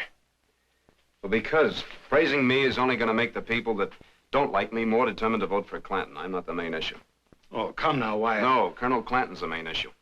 The kind of man he is and the hoodlums that are backing him.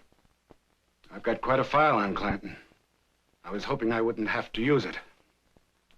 Tell me something. You think Mayor Hope has got it won for re-election? He draws the biggest crowds. He's got all the good people. Sure, goodbye election. You can't be that pessimistic. Look, Mr. Murdoch, all the nice people go to rallies and they cheer for Jim Hope. But 2/3 of the registered voters in Wichita live below the line. I think most of them, the way things stand now, aim to vote for Clanton. The only chance is to show up Clanton as such a skunk they won't be able to stand the smell of him below the line. I didn't think they had any sense of smell left below the line. Well, only a few of them are out and out hoodlums. The rest of them are good people that are just too easily bamboozled by a spotter like the Colonel. If I thought it would save the mayor, I'd quit my job. Now, Wyatt. I guess it would just look like I was quitting under fire and make things worse for him. It certainly would. Well, that's your newspaper. You do what you want. I got my own work to do. Wyatt. I'm convinced. You'll open up in Clanton? With both barrels. Good. Load with buckshot. Henry!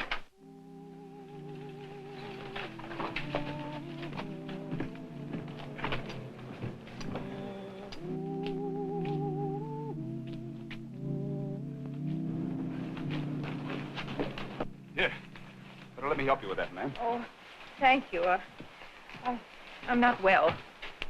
I came to see Dr. Fabrique. Isn't his office... It's right there, ma'am. Here. Take my arm.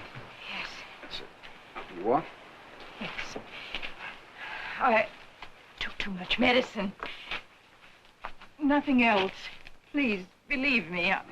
Just take it easy, ma'am. Of course I believe you. Watch that step. That's it. Doc! Doc! Who is it? It's Wyatt, Doc. There's a lady here that's very sick. All right, all right. Oh, it's you, Mrs. Clanton. Take her in the office, Wyatt. Just take it easy. Sit in this chair. How much bromide did you take, Mrs. Clanton? I don't remember. Bromide? Yeah, I give it to my patients to quiet their nerves. They keep taking it until they get themselves toxic. Colonel Clanton's wife? Yep. Drink this, Mrs. Clanton. I know you'll feel better.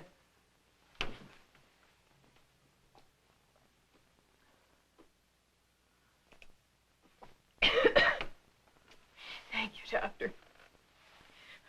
Oh, I'm sorry, Doctor, getting you up at this time of night. No, you'll forget about that, but you can't go on like this, you know. About the Colonel. When are you going to make up your mind to take my advice? I can't do that now. This lady shouldn't be alone. But I guess there's no use in trying to locate the Colonel. Oh, no, you mustn't do that. I'm feeling much better. I'm not nearly so dizzy now. But you still better let Marshal Earp drive you home. Marshal Earp? Are you the man my husband says such mean things about? Well, don't let it embarrass you, Mrs. Clanton. It ain't her fault, Wyatt. Doctor. Now, you go along with the Marshal. But I shouldn't trouble Mr. Earp and it'll look odd if we're seen together. It'll look a lot odder if you have another dizzy spell. It's going to be no trouble at all, Mrs. Clanton. That's it. Good night, Doc. Good night, Wyatt. Good night, Mrs. Clanton. You should take the doctor's advice. What do you know about that? Nothing, Mrs. Clinton. What advice did the doc give you? Dr. Fabrique wants me to leave my husband. Oh. Why did I tell you that? You can go right to Mr. Murdoch at the Eagle. Well, I don't work for Mr. Murdoch, ma'am. Meaning that you won't say anything about any of this? But why wouldn't you? You have every reason to get back at the Colonel. Well, not that way. I have no course but to trust you.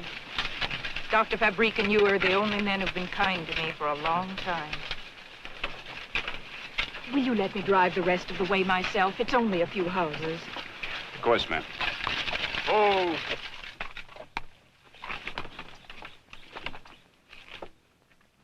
Look, Mrs. Clanton, it's none of my business, but... Yes? Well, things are going to get awful rough around here, and... Well, you're from New York, aren't you? Couldn't you go back there on a visit? No, Mr. Earp.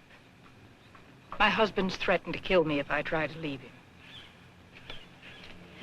Good night.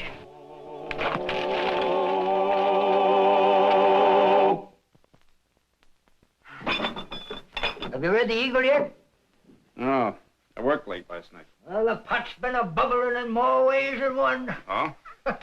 Just listen to this. A snake-eyed windbag calling himself Colonel Joshua Clanton has had the unutterable gall to run for mayor of Wichita. Until today, the Eagle has let Josh rant and rave about his great feats of arms as commander of the 10th New York Volunteers in the Civil War. Now, it is time that the voters knew the real facts about this knave, poltroon, thief, and scoundrel. Who'd ever thought that Marsh Murdoch had it in him? What else does he say? Huh? Where did I find the place? Oh. The record shows that the peerless commander of the 10th New York dodged the draft until 1863. Then he and his dear friend, Jim Begley, were given the choice of prison or serving in the army. They were convicted of stealing food from the wounded in the Wilderness Campaign, and they were both dishonorably discharged from the 10th.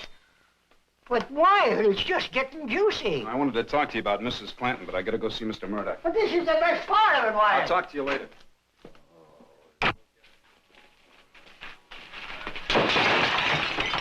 Hold your fire, men! Hold it! Let me attend to Murdoch, then you can wreck the place. Murdoch, I'm gonna horsewhip you.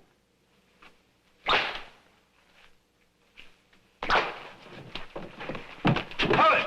Stand back, all of you. You're a brave man with your hired killer to protect you. Mention my name in your filthy sheet once more, and I'll shoot you down like a dog. Remember, Earp, you heard what I said. I gave him fair warning. Take your men away from here, Clinton. Next time, I'll come back alone.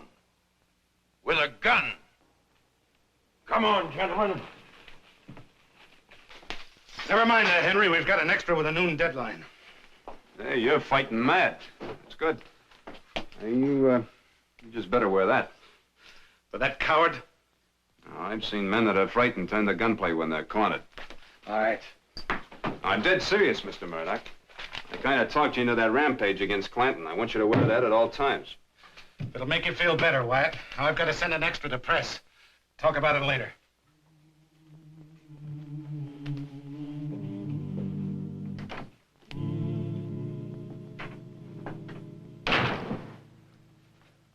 What's worrying you?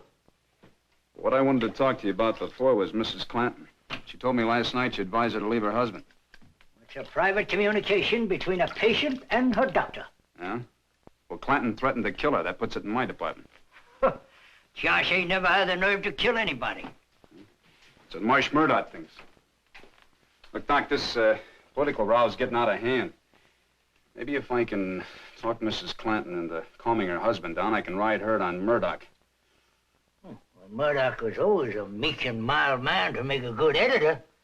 But now, just when he's dipping his arrows in poison, you want to ruin his whole career. See, there's no point in talking with you. Certainly ain't. I'm gonna go over and see Mrs. Clanton. Good. I hope the colonel catches you at it. Then we'll have some real shooting. Doc, you have such a gentle soul.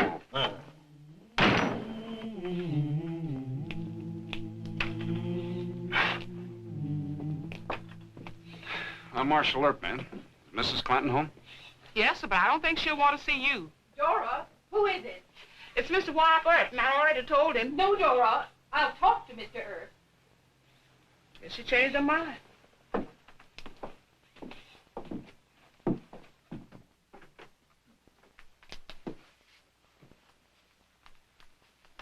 It's all right, Dora. If your husband's home, I'd like to talk to both of you. How had you the impudence to come here after this article in the paper? What article? I suppose you know nothing about it. No, I don't. It insinuates that my illness is a thing that should be hidden. That because I'm never seen with my husband, I'm a skeleton in his closet. It even insinuates that perhaps I drink. A fit mate for Private Clanton, a fraudulent warrior. Oh. I'm terribly sorry, Mrs. Clanton. I just can't imagine Mr. Murdoch printing a story like this. Is that so hard to believe when you went right to him with your story? I didn't tell him anything about you. I didn't even mention that we'd met. Then it was Dr. Fabrique? No. No, he wouldn't answer any of my questions about you. Does the story mention the fact that you want to leave your husband, but you're afraid to because he threatens you? No. Politically, that's even a more damaging story than this. Of course. I'm sorry, Mr. Earp. I've been so heartsick about everything. Well, I don't blame you. And Mr. Murdoch will print a retraction. I'll go right over to his office.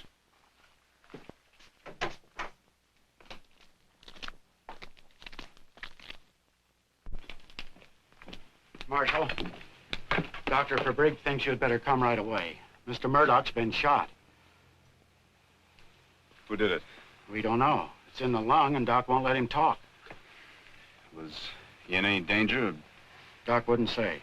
Oh, I'm sorry, Mr. Earp. Really, very sorry. Has your husband been home today? I may need to talk to you later. Yes, of course.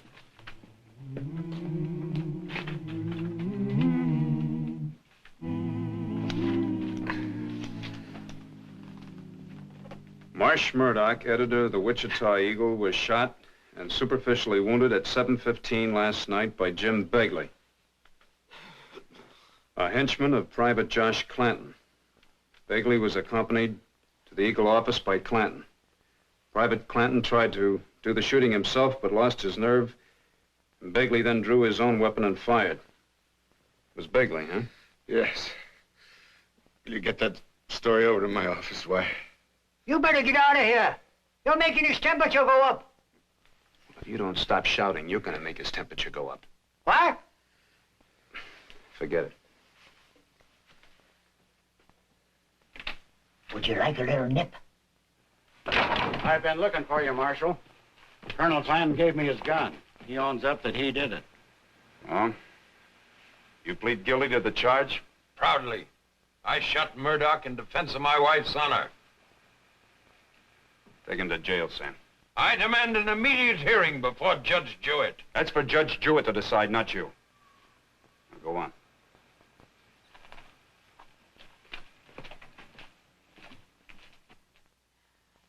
I was only 19. He was a war hero, an older man, so I was an infatuated fool and married him. All he wanted was a young wife and the money my folks left me. Well, he'll soon be a real hero. He shot my friend in defense of your good name. Mr. Murdoch said it was that Begley fellow. It's just his word against your husband's. Unless I find Begley. But that's terrible, Mr. Earp. Why, what does Josh Clanton care for me or my reputation?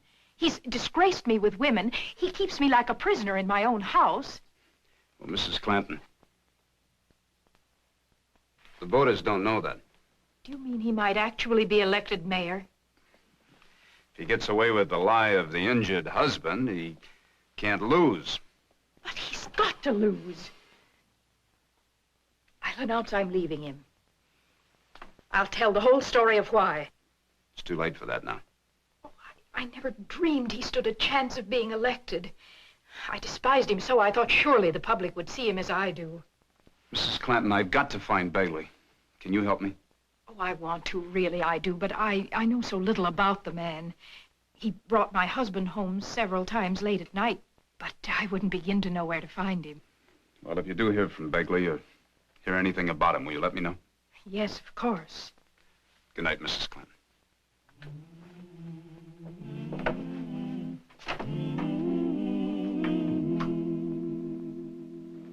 Can't you explain to Jim the legal rule that ties my hand? He knows the law, Judge. I'm only asking you to stretch it a little and not let that scoundrel have a chance to strut in court. He's pleaded guilty. He's demanded an immediate hearing and sentence. And the law clearly states that I must give him his day in court to allow him to present extenuating circumstances that might lighten his punishment. It's no use, Jim. Marshal, there's a lady here to see you. She wouldn't give me her name. No, I think I know her name. You better let me talk to her alone. We wait outside. Send her in, will you? Yes, sir. Would you come in, please? Good morning, ma'am. It's Begley. He's at the house. Oh? He wanted money, $500. I told him I'd have to go to the bank. Good. You think you'll wait? I was frightened of him, and he knew it. He's sure I'll come back with the money. Good. He has a gun, Mr. Earp. That's wonderful. That's the best news of all.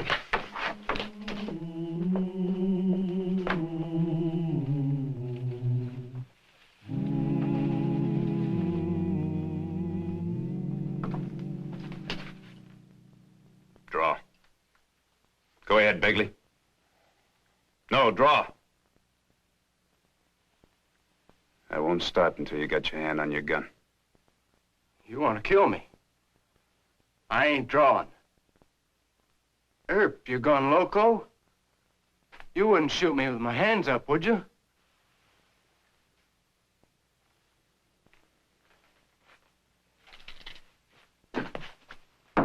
You shot a good friend of mine.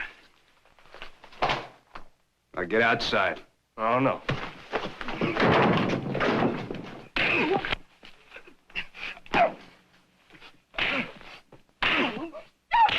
Stop it, Mr. Earp!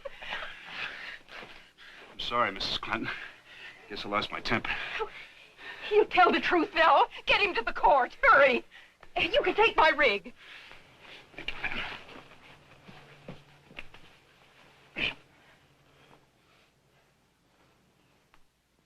Murdoch called the woman I loved a drunkard. Dr. Fabrique has testified that Mrs. Clanton suffered a nervous breakdown. She took sodium bromide by his prescription. Bromide, sir, a sedative, not an intoxicating liquor. My darling wife has never tasted even so much as a spoonful of wine. Mr. Clanton, I take it that you're offering the plea of extreme provocation for this court to consider. I make no plea, sir. I did what any decent husband would do.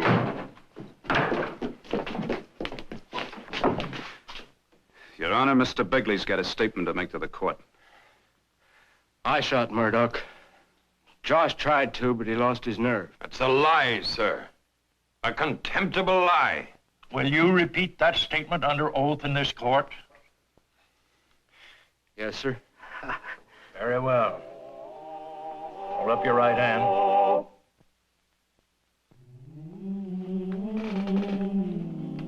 This will go on page 1. The Wichita Eagle most sincerely apologizes to Mrs. Harriet Clanton and retracts in its entirety the story printed about her 2 days before the election. The Eagle bows its head in shame. During the heat of a political contest, the Eagle was careless in its facts concerning Mrs. Clanton, and grossly unjust in its interpretation of those facts. The Eagle and its editor have learned a lesson we shall never forget. Is there anything else I can say, ma'am? No, Mr. Murdoch. Thank you very much. Mr. Earp is seeing you to the station. It'll be my pleasure.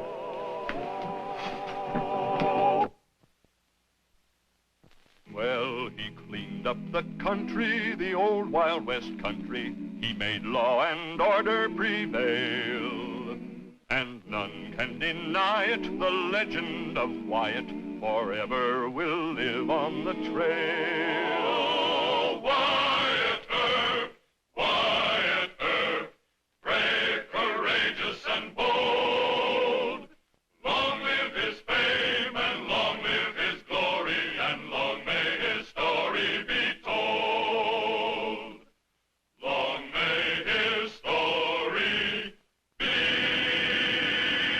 told.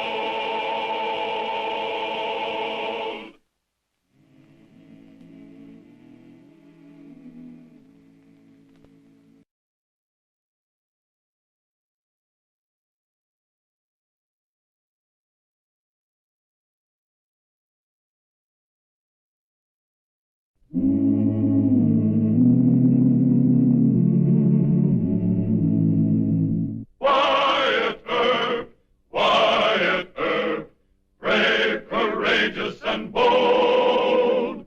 Long live his fame, and long live his glory, and long may his story be told.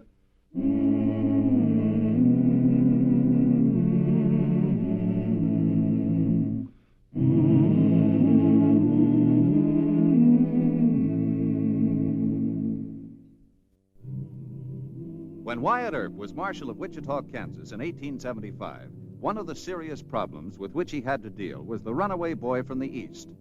Hundreds of such youngsters, incited by lurid dime novels about cowboys, Indians, and outlaws, left their homes in eastern towns and cities for the wild, exciting life of the western frontier.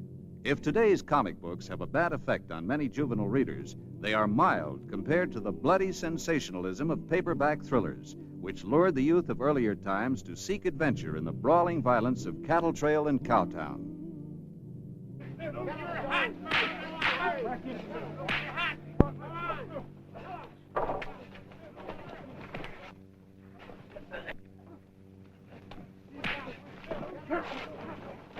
My turn. Hold it! Take it up now! All right, hold it. Hold it. Get out better than that. Get the gun! Come on. Come out of there! Come on. Back up. Back up. Get back. Come here. Get back.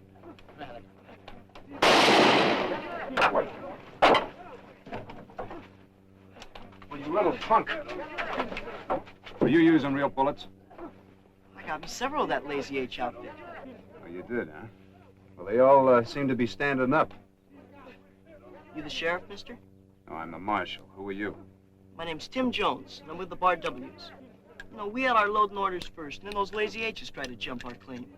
You took a shot at me. Oh, I didn't see your star. I thought you were Lazy H. I don't shoot at the law.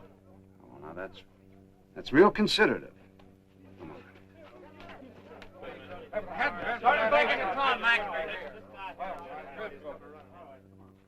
Was he shooting? Yeah, without a license.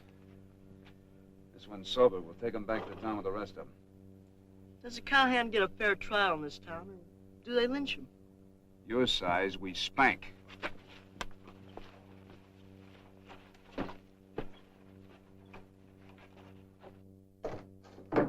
Anybody get hurt? No. They're too drunk to get hurt, most of them. I wish people would keep their kids at home. I got another desperate Desmond on my hands. Runaway boy, huh? Yeah. It's a wonder he didn't pink somebody or hurt himself. This the kids? This is the worst yet. They're coming west by the hundreds. We've had at least a couple of dozen in the last few months. Can't you get something in Eastern papers about it? I've tried, Wyatt. I think It's just normal kid behavior. In fact, they're rather proud. Proud?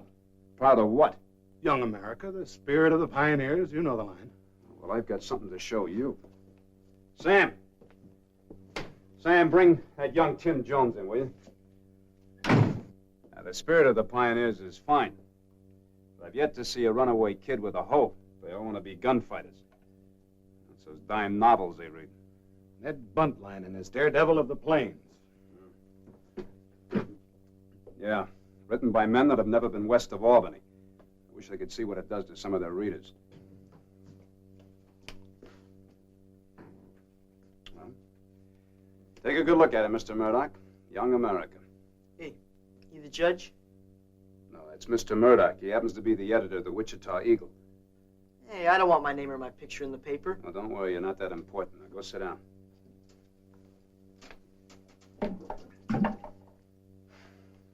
Where do your folks live? Haven't any folks.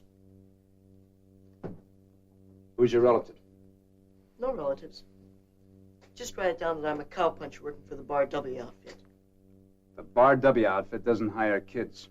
You jumped off a freight train. I don't want any more fresh talk from you. Now, we've got to send you home. Where is that? None of your business. Don't get sassy with Mr. Earp, kid. Okay. I'm a homeless juvenile vagrant. I'm an orphan without any means of support. Well, that's too bad. We'll have to put him out for adoption. Yeah. Mr. Bodine at the dairy would like to have another orphan. 40 cows to milk twice a day. Only 3 kids to do it. Think you're tough enough for that? Oh, I want to be a cowhand. You know, ride the range, punch cows. Well, you can milk cows at the dairy. No, if my father were here, he'd just turn me loose. And you do have a father, huh? No, I don't. Bend over the desk. What? You heard me. I said bend over No! the desk. Oh, wait, I'll tell you! All right. My father's Timothy Jones, Sr. He lives at the Fifth Avenue Hotel in New York City. New York, huh? You've come a long way. I'll send a wire for you, Watt. Thanks. Here in a few hours. My father will fix you for using corporal punishment on me. No one's allowed to do that. You're just a big country Jake sheriff. And you're a spoiled brat. I guess you might as well start learning. Learning what? To be a cowhand, that's what you came west for, isn't it? Yeah. Where do we go now? We're going to a little cowhand school. I run it just for boys like you. Now, the first thing a cowhand has to learn is how to ride a horse. I already know. Oh, you do, huh? Sure. Come here. It's on this side.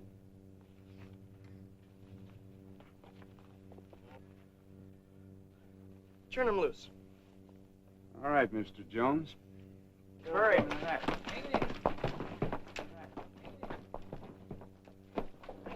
Hurry. Hang it, Bill.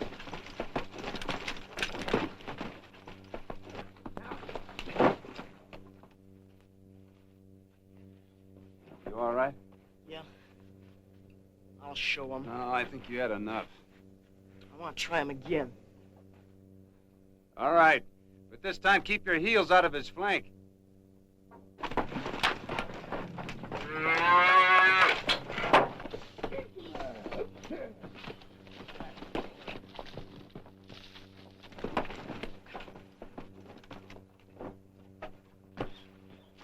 You stayed on him one time longer, Cheyenne. You want to try him again? No, that horse doesn't like me. Well, we'll forget about riding for the time being. But Callahan's got to learn how to rope. That's a lasso. Give it here. I'll show you how to bust a steer. Oh? First, you tie one end of the rope around your waist.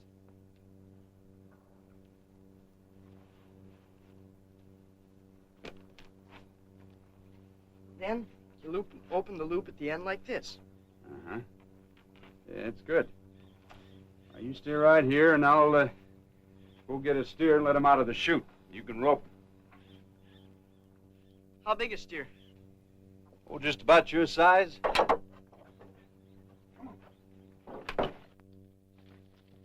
Those aren't steers. Those are calves. Little doggies. Well, you just go ahead and try and rope him. I'll show you.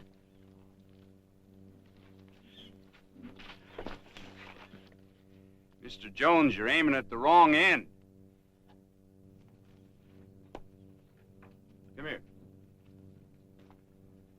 You go up and climb up on that fence over there and drop the loop over their head. That's not the proper way to do it. Well, it's the proper way for a cowhand on foot. Now, you go climb up. Go on. Okay.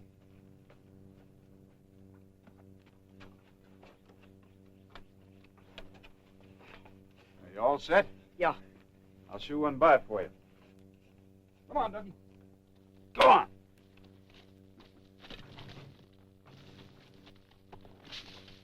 Ow, it burns my hands.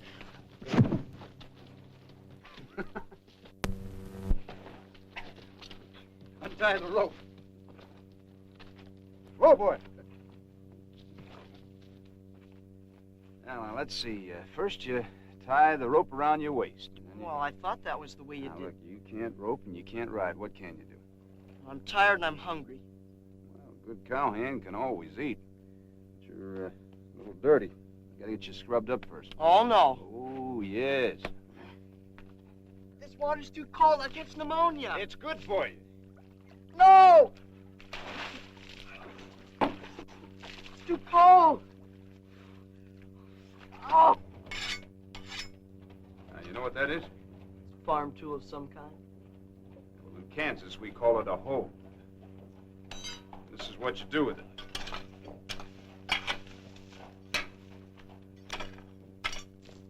Now, you try it. Not me. That's hard labor. No work, no eat. But it has nothing to do with being a cowhand. They don't chop down weeds with hoes. Yes, they do. And they clean the corrals with pitchforks, too. They squat on dirty cows and burn their hide with a branding iron. Hard labor. Well, you ought to see what they look like after a week of riding in the brush and alkali dust on a roundup. They stink, Mr. Jones. I got no more time to waste on you. You go buy your lunch from the jailer.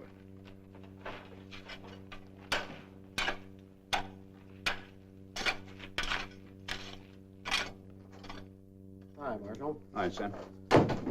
Message came a while ago from Mr. Murdoch. Uh-huh. That New York business. Oh, read it to me, will you? No Timothy Jones registered at Fifth Avenue Hotel. Thanks.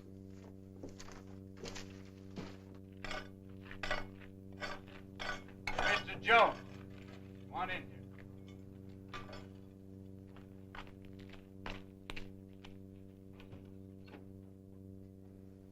Now, we may be country jakes, but at least we try and tell the truth. They've even taken the word of an outlaw killer like Ben Thompson, and he kept it, but I can't take yours. There's nobody registered by the name of Timothy Jones at the Fifth Avenue Hotel. They've never heard of him. All right, go ahead. No. I'd rather be spanked than listen to you call me a liar and no good brat. All right, then. What's your father's real name? I'm not going to tell you. Why not? You telegraphed and then you sent detectives after me. I'm not going home. I hate it there. All right, you hate your home. I still have to know where you live. Look, I obeyed you. I took a bath. I tried to stay on that horse. I got dragged by a dogie and I hoed weeds. It's more than I did for anybody else. Now I'm through with you. Mr. Jones, sit down. You happen to be a runaway boy, and the law says it's my job to get you home. Do you understand that? Can't do that if I won't tell you where I live. All right.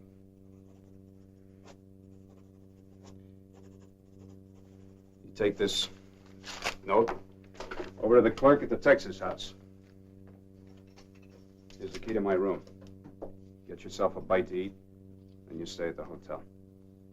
Tim, when I get off work, we'll have a long talk. When'll that be? 8 or 9, maybe later. I'm trusting you to stay there. I'll run away. No, you won't. I figured that.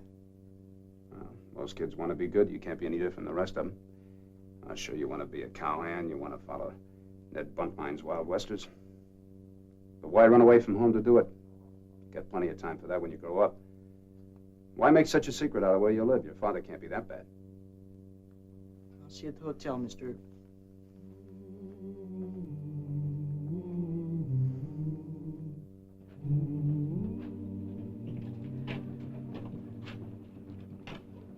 Sure you saw the kid go in here? Yeah, he ate by himself, and then he went out.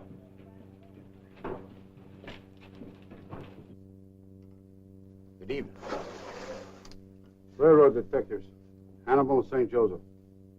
What can I do for you? You got a lad about 14 years old staying here?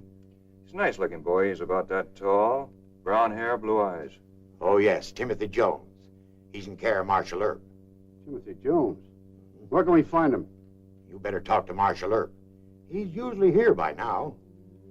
Thank you. We'll be back.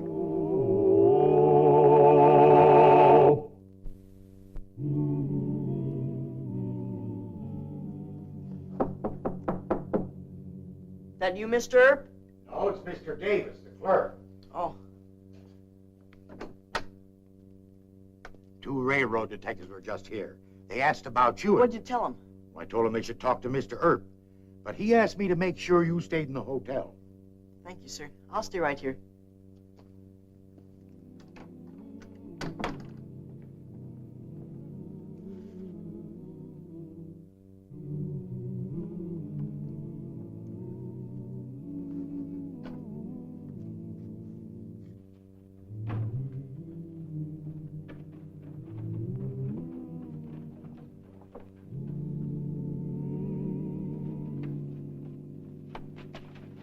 Turn me loose! Mr. Earp will fix you. The cow-tongue sheriff better keep his nose out of this. Mr. Earp, help me! Hold it! Let him go. You keep out of this. We're railroad detectives. They're kidnapping me. Well, I don't care who you are. You're under arrest. Yeah? Hold it!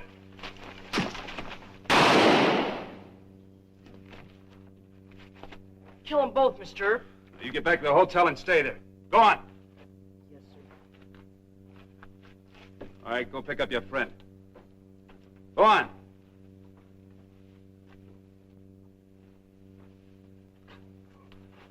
You'll be sorry for this. That's Big Tim Callahan's son. And who is Callahan? The president of the Hannibal St. Joe Railroad. You're in trouble, you stupid jayhawk. Yeah? Start him over to Doc Fabrique's office.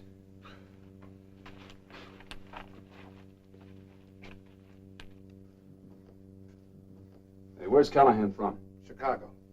He headed here in his private car. Or did you refuse to let his men wire him? No, they wired him. Look, this is serious, my friend. Look, I happen to think I'm right. Morally, yes, but you rousted that kid of his around, buffaloed one of his men, and shot the other one. Lord knows what Callahan will accuse you of. Hey, that reminds me. What? I promised to have a talk with this kid. Now, wait. I think you and I should have a talk with Judge Jewett and Mayor Hope. This is more important. Well, I happen to think that the boy is a lot more important than the old man. The boy's the one that's got the real trouble.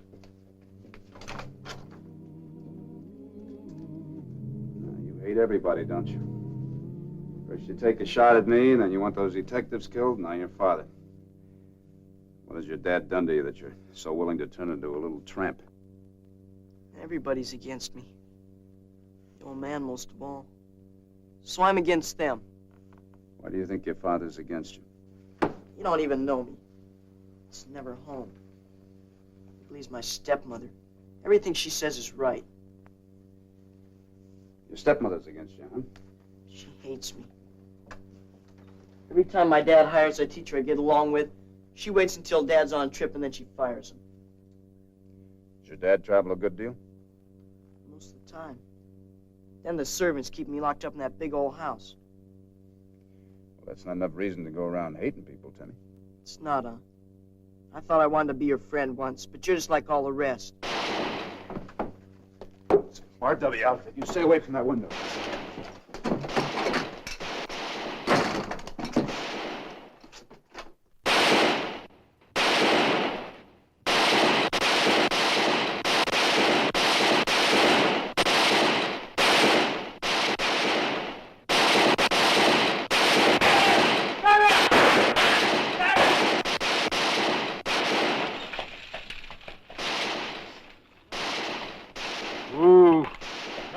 Those hoodlums won't shoot at Tim Callahan. I don't care about you, mister. My team's worth $300. I'll pay for the team. Go back to the barn. Well, that's fine with me.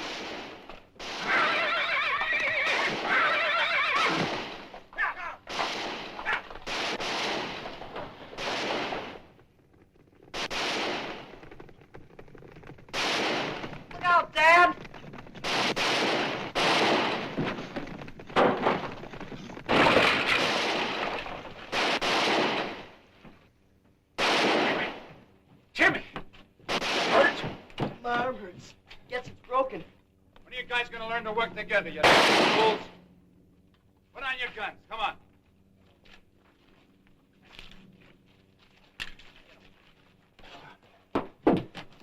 I'll take care of this. You and the boys hustle those men in. Go on.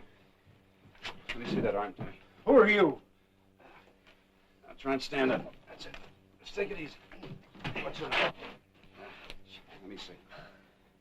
Now we better go see Doc Fabrique. I'm Jim Callahan. This is my boy. You almost ran him down. What are you trying to do, run those horses into gunfire? Mind your own business.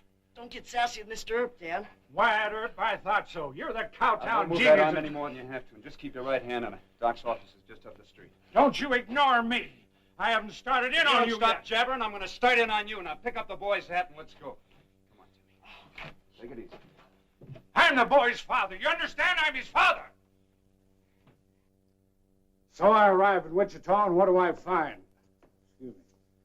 A gun battle waging on the main street, and my son Timmy right in the middle of it. Two of my detectives in jail. One of them seriously wounded by Wyatt Earp. And when I offer a mild protest, Mr. Earp threatens me. Is this the way you run things in your town? Your detectives resisted arrest, Mr. Callahan, and your son refused to give his right name and address. My time is valuable, and I'm not going to waste it arguing in a small-time court like this. Oh, you're not? I demand that Earp be dismissed immediately. Your wishes are not law in Wichita. All right. Then I charge Earp with cruel and inhuman treatment of my son, if you haven't any law against that. And then I'll bring suit against the city for civil damages. I'm going to sue you for $50,000. Hold on. Cruel and inhuman treatment of a child is punishable under our criminal code. Well, well. I'm astonished. This court is not interested in your personal reaction.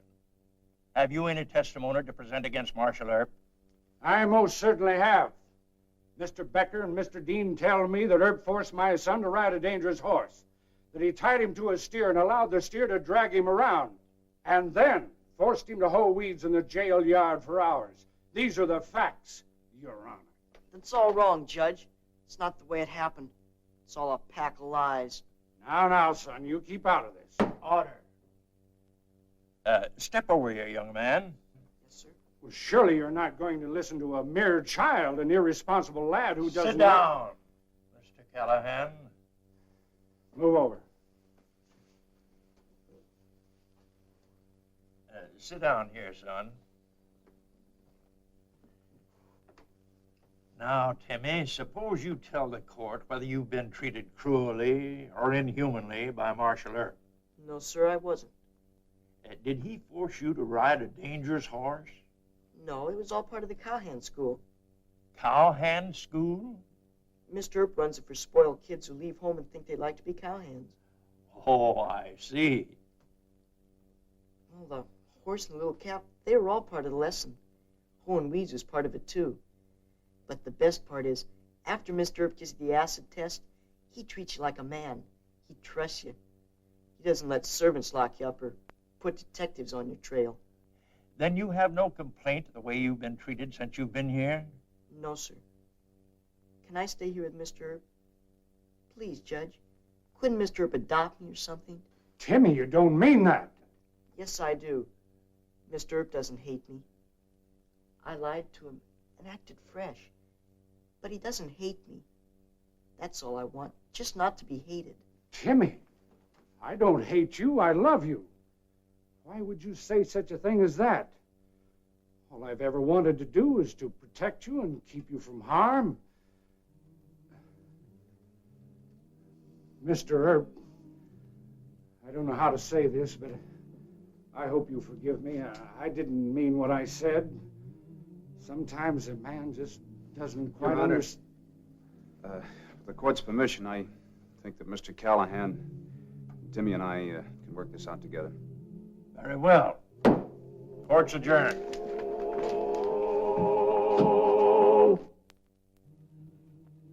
I think this horse likes me now. That's the secret, huh, Mr. Earp? Oh, secret is that you like the horse. I sure do. As soon as my arm gets well, I'm gonna learn how to ride him just like Mr. Earp does. I think it's time Dad learned how to rope little dogies. Don't you, Marshal Erb? That's right. All right, Timmy. Just how do you go about roping one of them dogies? Well, it's simple.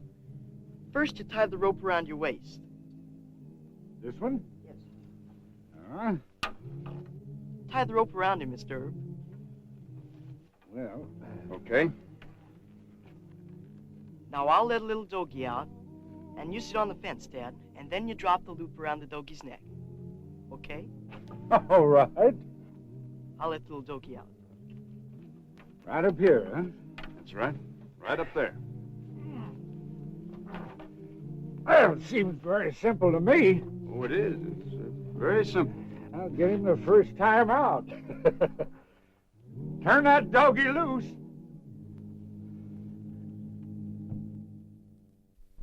Well, he cleaned up the country, the old Wild West country. He made law and order prevail, and none can deny it. The legend of Wyatt forever will live on the trail. Oh, Wyatt Earp, Wyatt Earp, brave, courageous, and bold. Long live his fame, and long live his glory, and long may his story be told. Long may his story be told.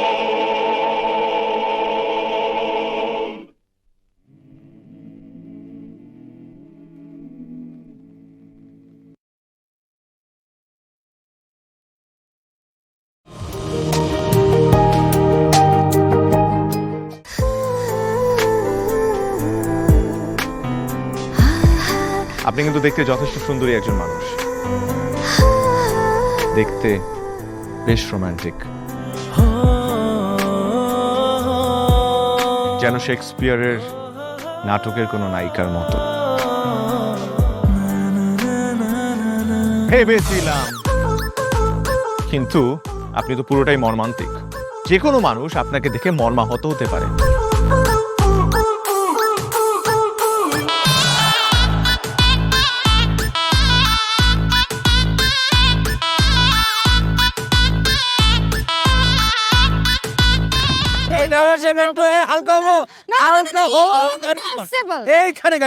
আমার হালকা হতে 1 মাস সময় লেগেছে।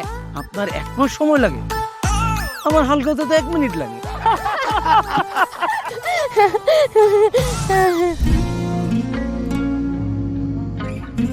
আমার কাছে মনে হয় জীবনসঙ্গী এমন হওয়া উচিত যার সাথে আপনি প্রতিটা মুহূর্ত উপভোগ করতে পারবেন, সারাক্ষণ খুনসুটিতে মেতে থাকতে পারবেন, এবং তার মনে এমনভাবে বসবাস করবেন যে আপনার দিকে সে একটাবার তাকালেই বলে দিতে পারবে যে তার বেঁচে থাকার কারণই আপনি। পথে চলতে চলতে, কথা বলতে বলতে, কখন যেন হলে আমার। জানি গল্পে গল্পে মিশে অল্পে অল্পে আমিও হয়ে গেছি তোমার। ছোট ছোট ভুল ফুটে হলো ফুল যে তোমাকে পেলাম। গুটি গুটি পায়ে স্বপ্নের নাই আমি ভেসে গেলাম। আপনি কি মনে করেছেন একজন মানুষ আমার জীবন থেকে চলে গিয়েছে এবং আপনি সেই সুযোগটা কাজে লাগিয়ে আপনার ফিলিংস গুলো আমার কাছে এক্সপ্রেস করবেন আর আমি সেটা হ্যাপিলি অ্যাকসেপ্ট করে নিব? এই হচ্ছে আপনার বন্ধুত্বের নমুনা? রোদের পাখি তোর শহরে, আমার মনের স্বপ্ন ঘিরে। ওরে পাখি ওরে সারাক্ষণ, তোর শহরে বৃষ্টি হলে ভিজে আমার মন।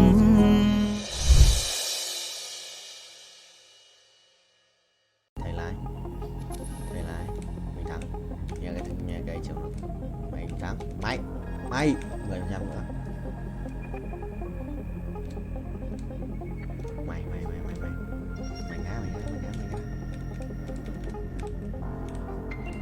Mày ngã.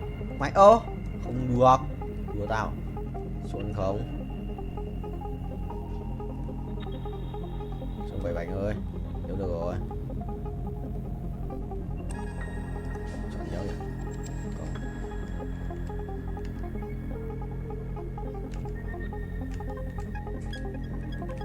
À không được rồi. Mày lại lệch cái này.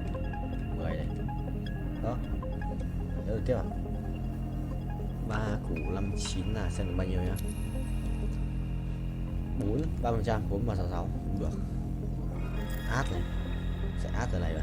Ê, chơi xong rồi, đánh trùng bài rồi, thằng này ấn tử thần ạ. Không sao thầy ơi, mình dồn trước là được. Át sử thanh hóa. Bây giờ nói bà. Xong rồi, xoay bài tự động. Đấy mới không.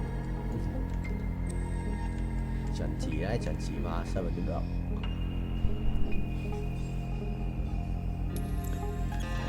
Go. Binh chi linh gọi thầy ơi. Nhót không? Nhót, đét. Cho tao. Ngáo vậy. Vẫn đang mày, anh vẫn đang nhảy. Thắng mà.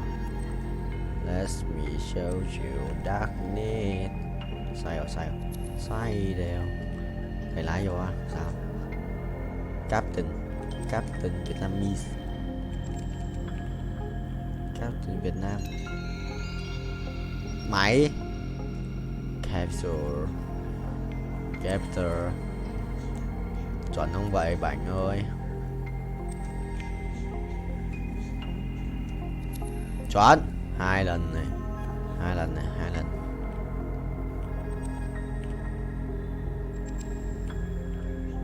Đó, không 3 lần.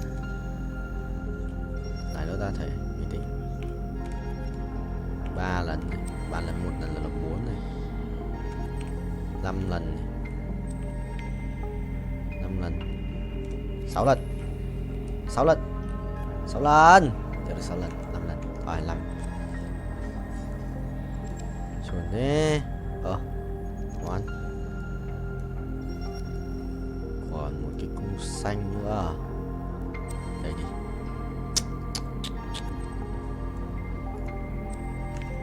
Bài gọi là gì nhỉ?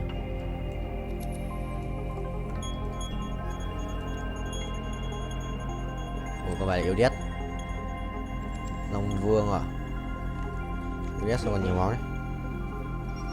Xuân vợ thầy chưa chạm đất 49 rồi. Xong lần này là quay một vòng rồi. Mình tại không ভালোবাসা সুন্দর, ভালোবাসাও সুন্দর। মানুষ নিজের অজান্তেই ভালোবেসে ফেলে।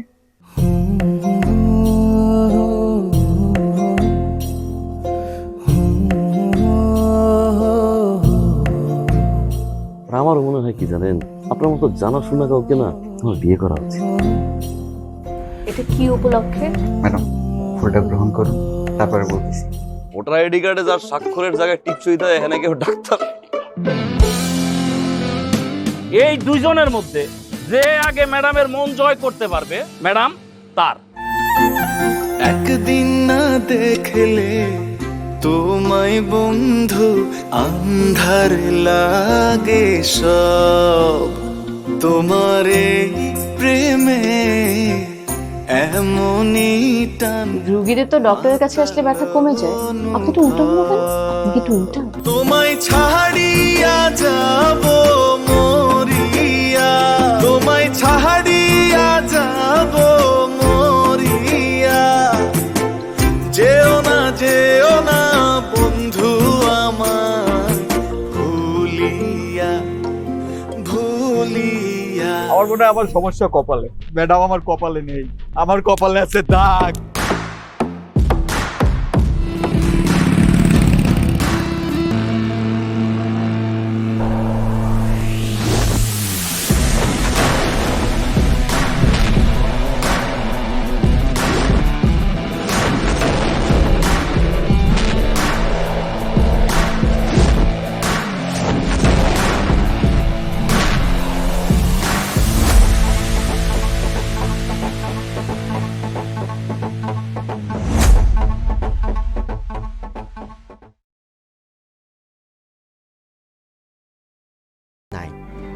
Sao thế nhỉ? Sao thế ít nhỉ? Nổ boom.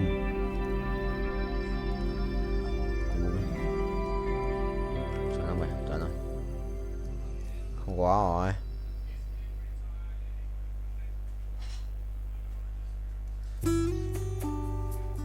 Rồi cút. Xong cút. Mèo mèo mèo mèo mèo mèo mèo. Cái gì đấy? Lò đắc bù bù làm mau vậy. Chuẩn không vậy.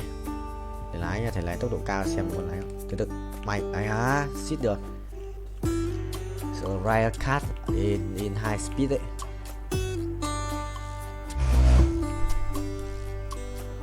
Chuẩn không? Ấy á, không được. Sửa tốc độ cao. Tốc độ cao đét mà. Rồi một lần, hai lần, lần thứ hai 300 lap à, 400 lap. Chuẩn không thầy? Chuẩn không? Chuẩn không?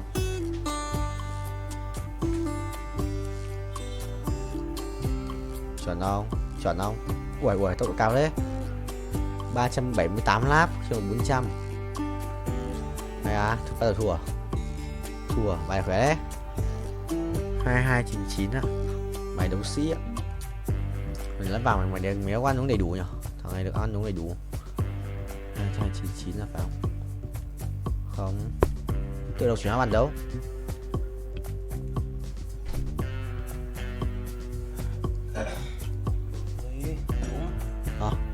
Đúng đi em. Đúng.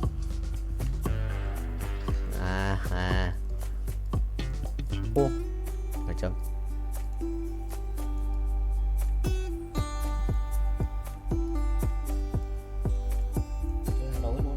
Này em. Full rồi. Chuẩn bị ăn đi sang xuống dưới.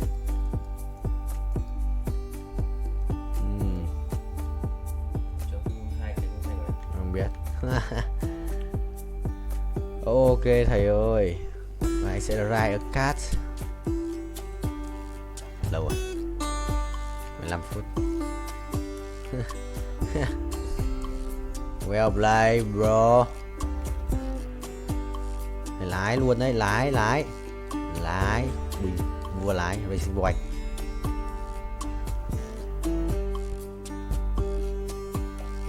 Nhốt luôn. Chết không? Ngồi đi. Đéo đi à?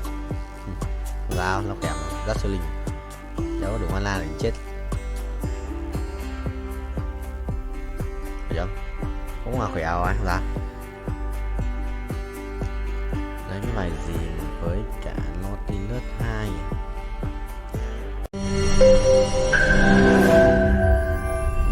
তোমাকে 15 লাখ টাকাই দিতে হবে। তুমি যদি দিতে না পারো তোমার বাবাকে কল দাও। তোমার যত জমি জিরাত বাড়িতে যা যা আছে এগুলো বেচা হইলেও তোমরা আমাদের টাকা পাই করে শোধ করবা।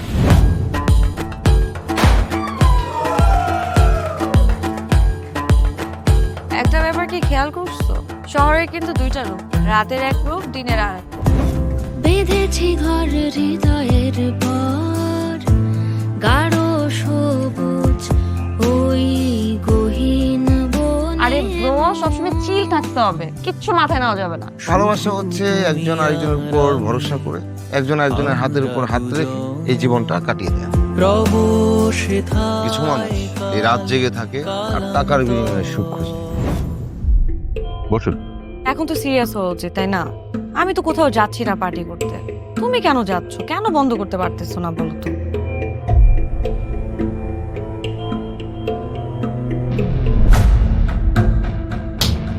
কার যে কোথায় সুখ সেটা তার প্রিয় মানুষটাও কখনো জানতে পারে না।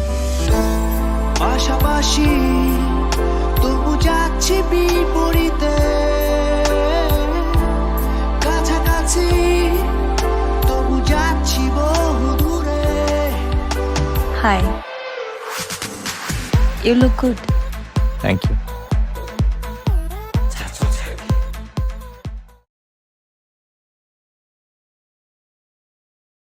Rồi bài cái độ buồn luôn mà sự là khỏe đấy, nhưng mà thầy xây bài ấy bị chưa xây. Có Saza hả? Có Rakan.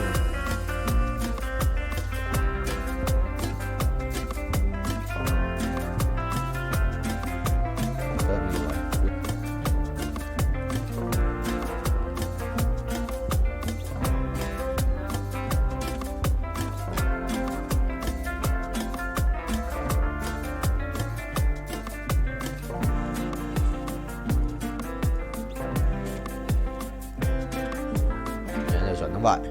Át này, binh. Xong. Là át luôn mà. Sao có xin ra ấy, nhưng mà anh đéo dùng rồi.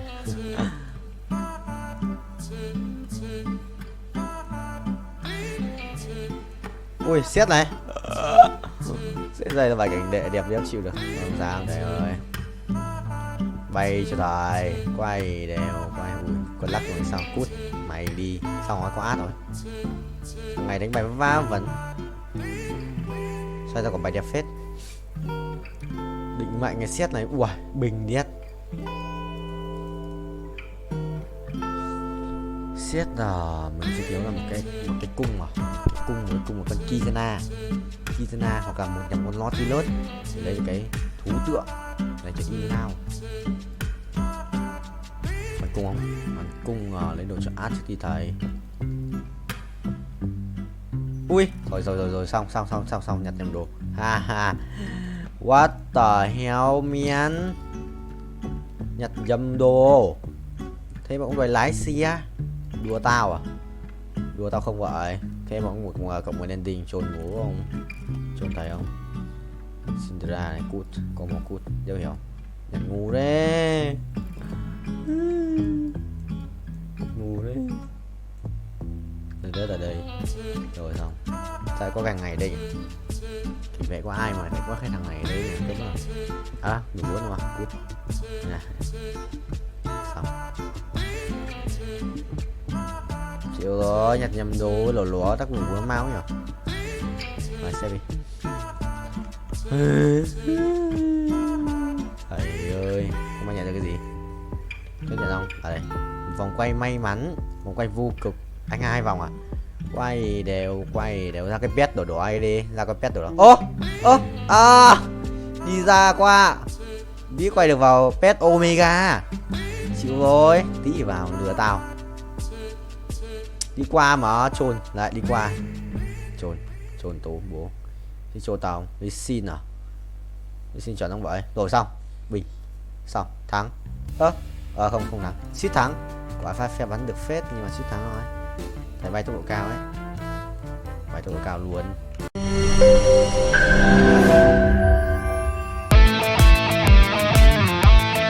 দরকার পড়লে একটা রিকশাওয়ালাকে বিয়ে করবো, তারপরে তোকে বিয়ে করতে। তুমি যদি মরো যাও আমি তোমাকেই বিয়ে করব। দেখো দেখো বিয়ে এত সোজা আমার 5টা কন্ডিশন।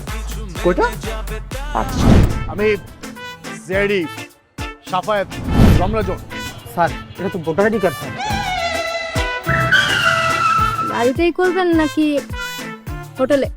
না না, আপনি যেমনটা ভাবছেন বিষয়টা তা না। ভাই আপনি তো করবেন। তোমাকে দিয়ে হবে না, আমি জানতাম। শুধু শুধু সময় নষ্ট করো না। ভাই আপনি তো অনন্ত দলিল না যে অসম্ভবকে সম্ভব করে আপনার কাজ। জিমি কি হচ্ছে? আচ্ছা আঙ্গের একদম বইরা দিমু। যাচ্ছে সব বাইক কর। শর্ত দিয়ে বিয়ে শর্ত দিয়ে বিয়ে। ভাই যে বয়সে মানুষ গার্লফ্রেন্ডের কামড় খায়, সে বয়সে আপনি কুত্তার কামড় খেয়ে হাসপাতালে ভর্তি হয়েছেন।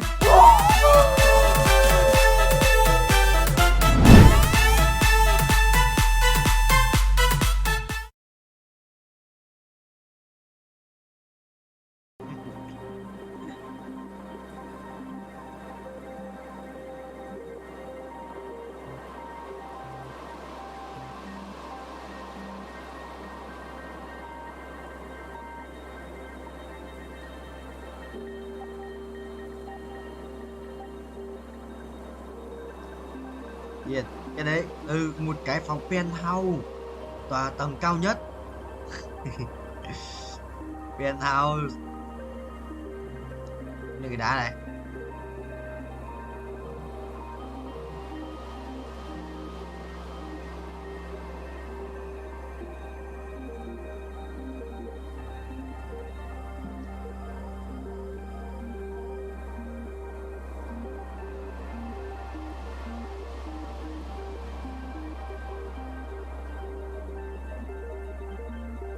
Broccoli.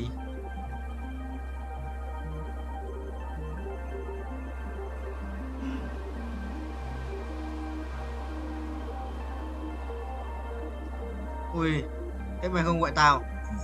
À, marketing à? Không marketing.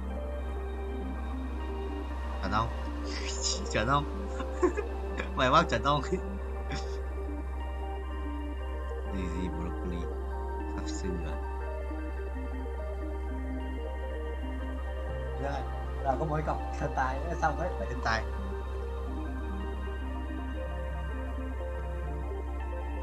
Thần tài vì không đánh á hả? Bài nữa vậy tao chưa cả nói 1 lấy 3 rồi vừa vào game nó bị đá mà.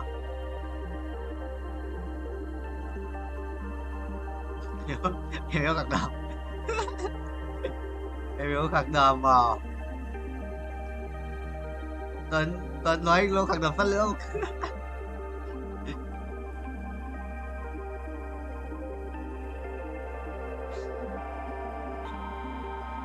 Cả ngày bãi đờm còn vào ra vào câu chuyện của anh Tuấn. Bài cầu không lấy à?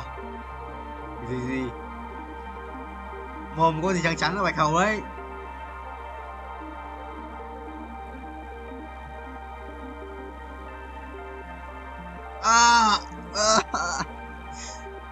Broccoli.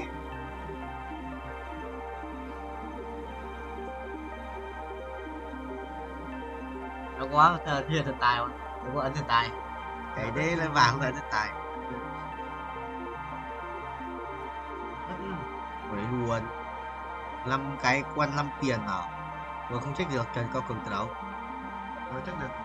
Vừa lấy lúc Trần nói check cái đéo được. Đấy từ đầu tao không check. Bây giờ vừa Trần nói đéo check được. Carry.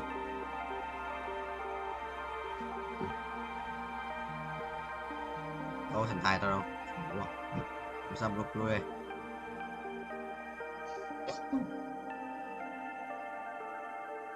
Vai thuật bùi. Ui, bị đá nó xịn anh tức rơi. Hên giả lắm vương quý nhân.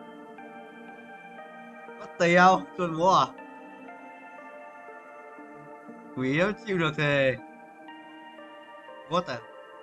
Đây chuồn vốt tiếp đi. Chuồn mà. Chuồn búa à? Nói này chịu rồi.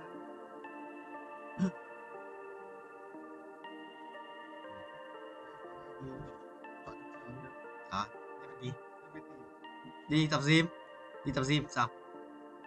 Đi tập gym nè.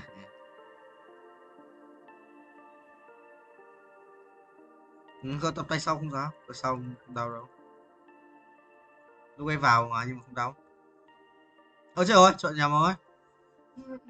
Ai?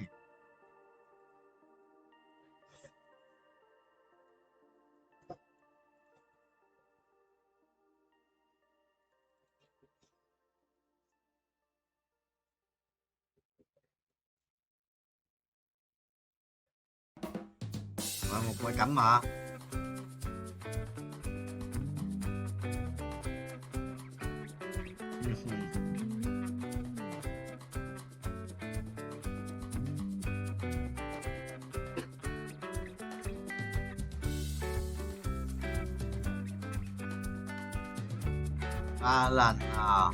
Ba lần à đúng không?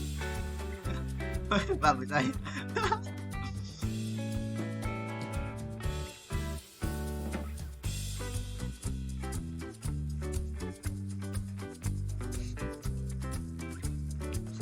Ba tiếng à?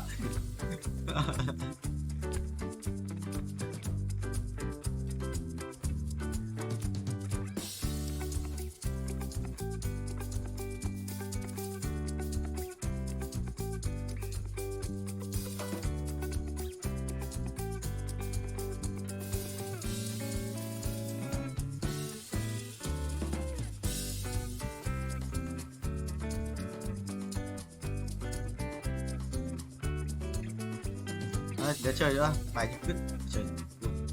Nếu mà có một con thần tài nào chứ, chôn búa à?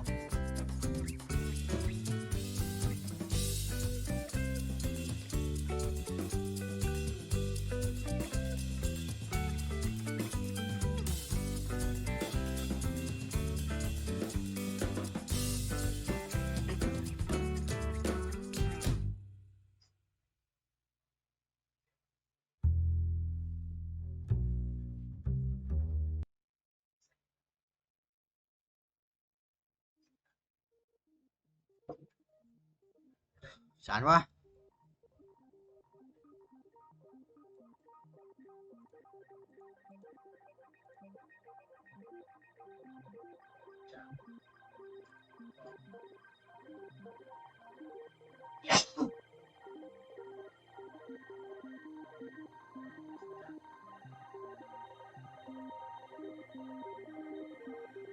Quỷ nhỉ.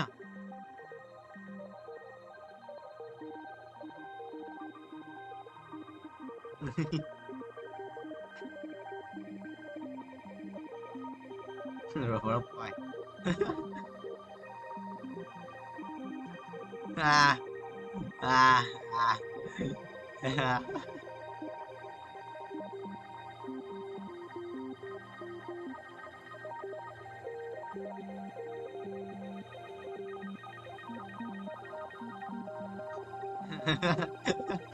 Kích.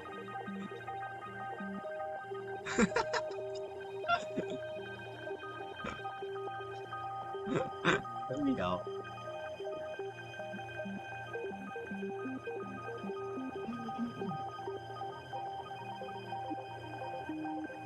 Có gì mới đâu. Có giáo chơi anh ngoại.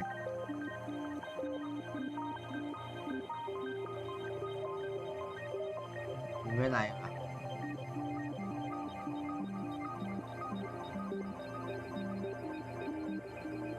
Sáng không, sáng nay đây, sáng nay tao vào lúc mà chưa ai vào Discord ấy. Thì Jenny Nguyễn ngồi một mình trong Discord. Gì? Ngồi mình trong Discord mà. Nó quỷ mà.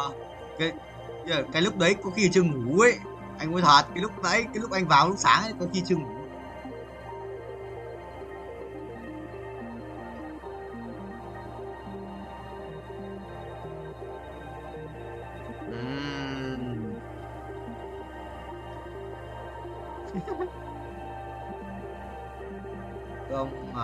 Không mà số 5 mà.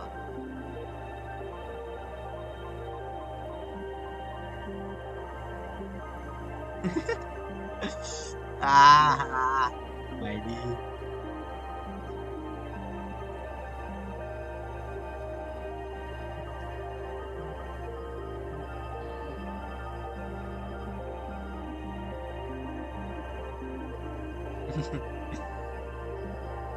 Dân tộc à. Udah belok kan?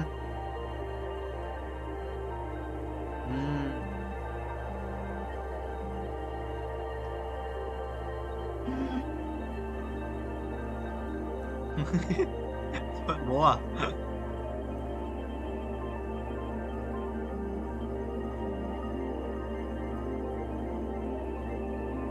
Ê, chúng ta phải hoang ngoài cái chỗ mà có phải cái chỗ mà ga tàu kiểu chỗ ngay ga tàu trung tâm thằng bạn anh ở đấy mà, thằng anh cũng ở đấy.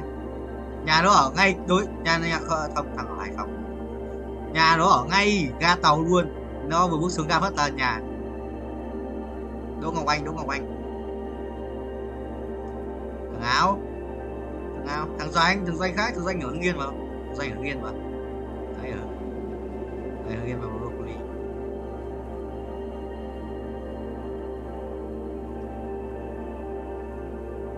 Thế kêu học sinh luôn à? Chuẩn không?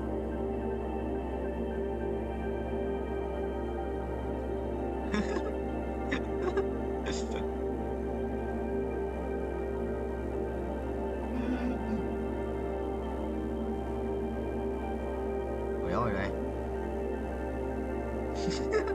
Không mà. Của Quang cao lên cầu thủ 20 sao.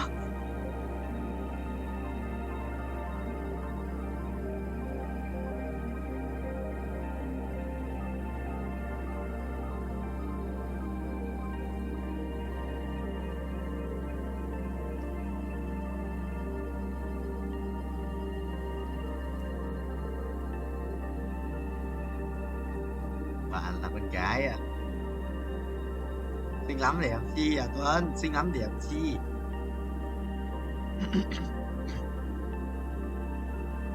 Này ơi. Mày có thế gì tao biết chừng à.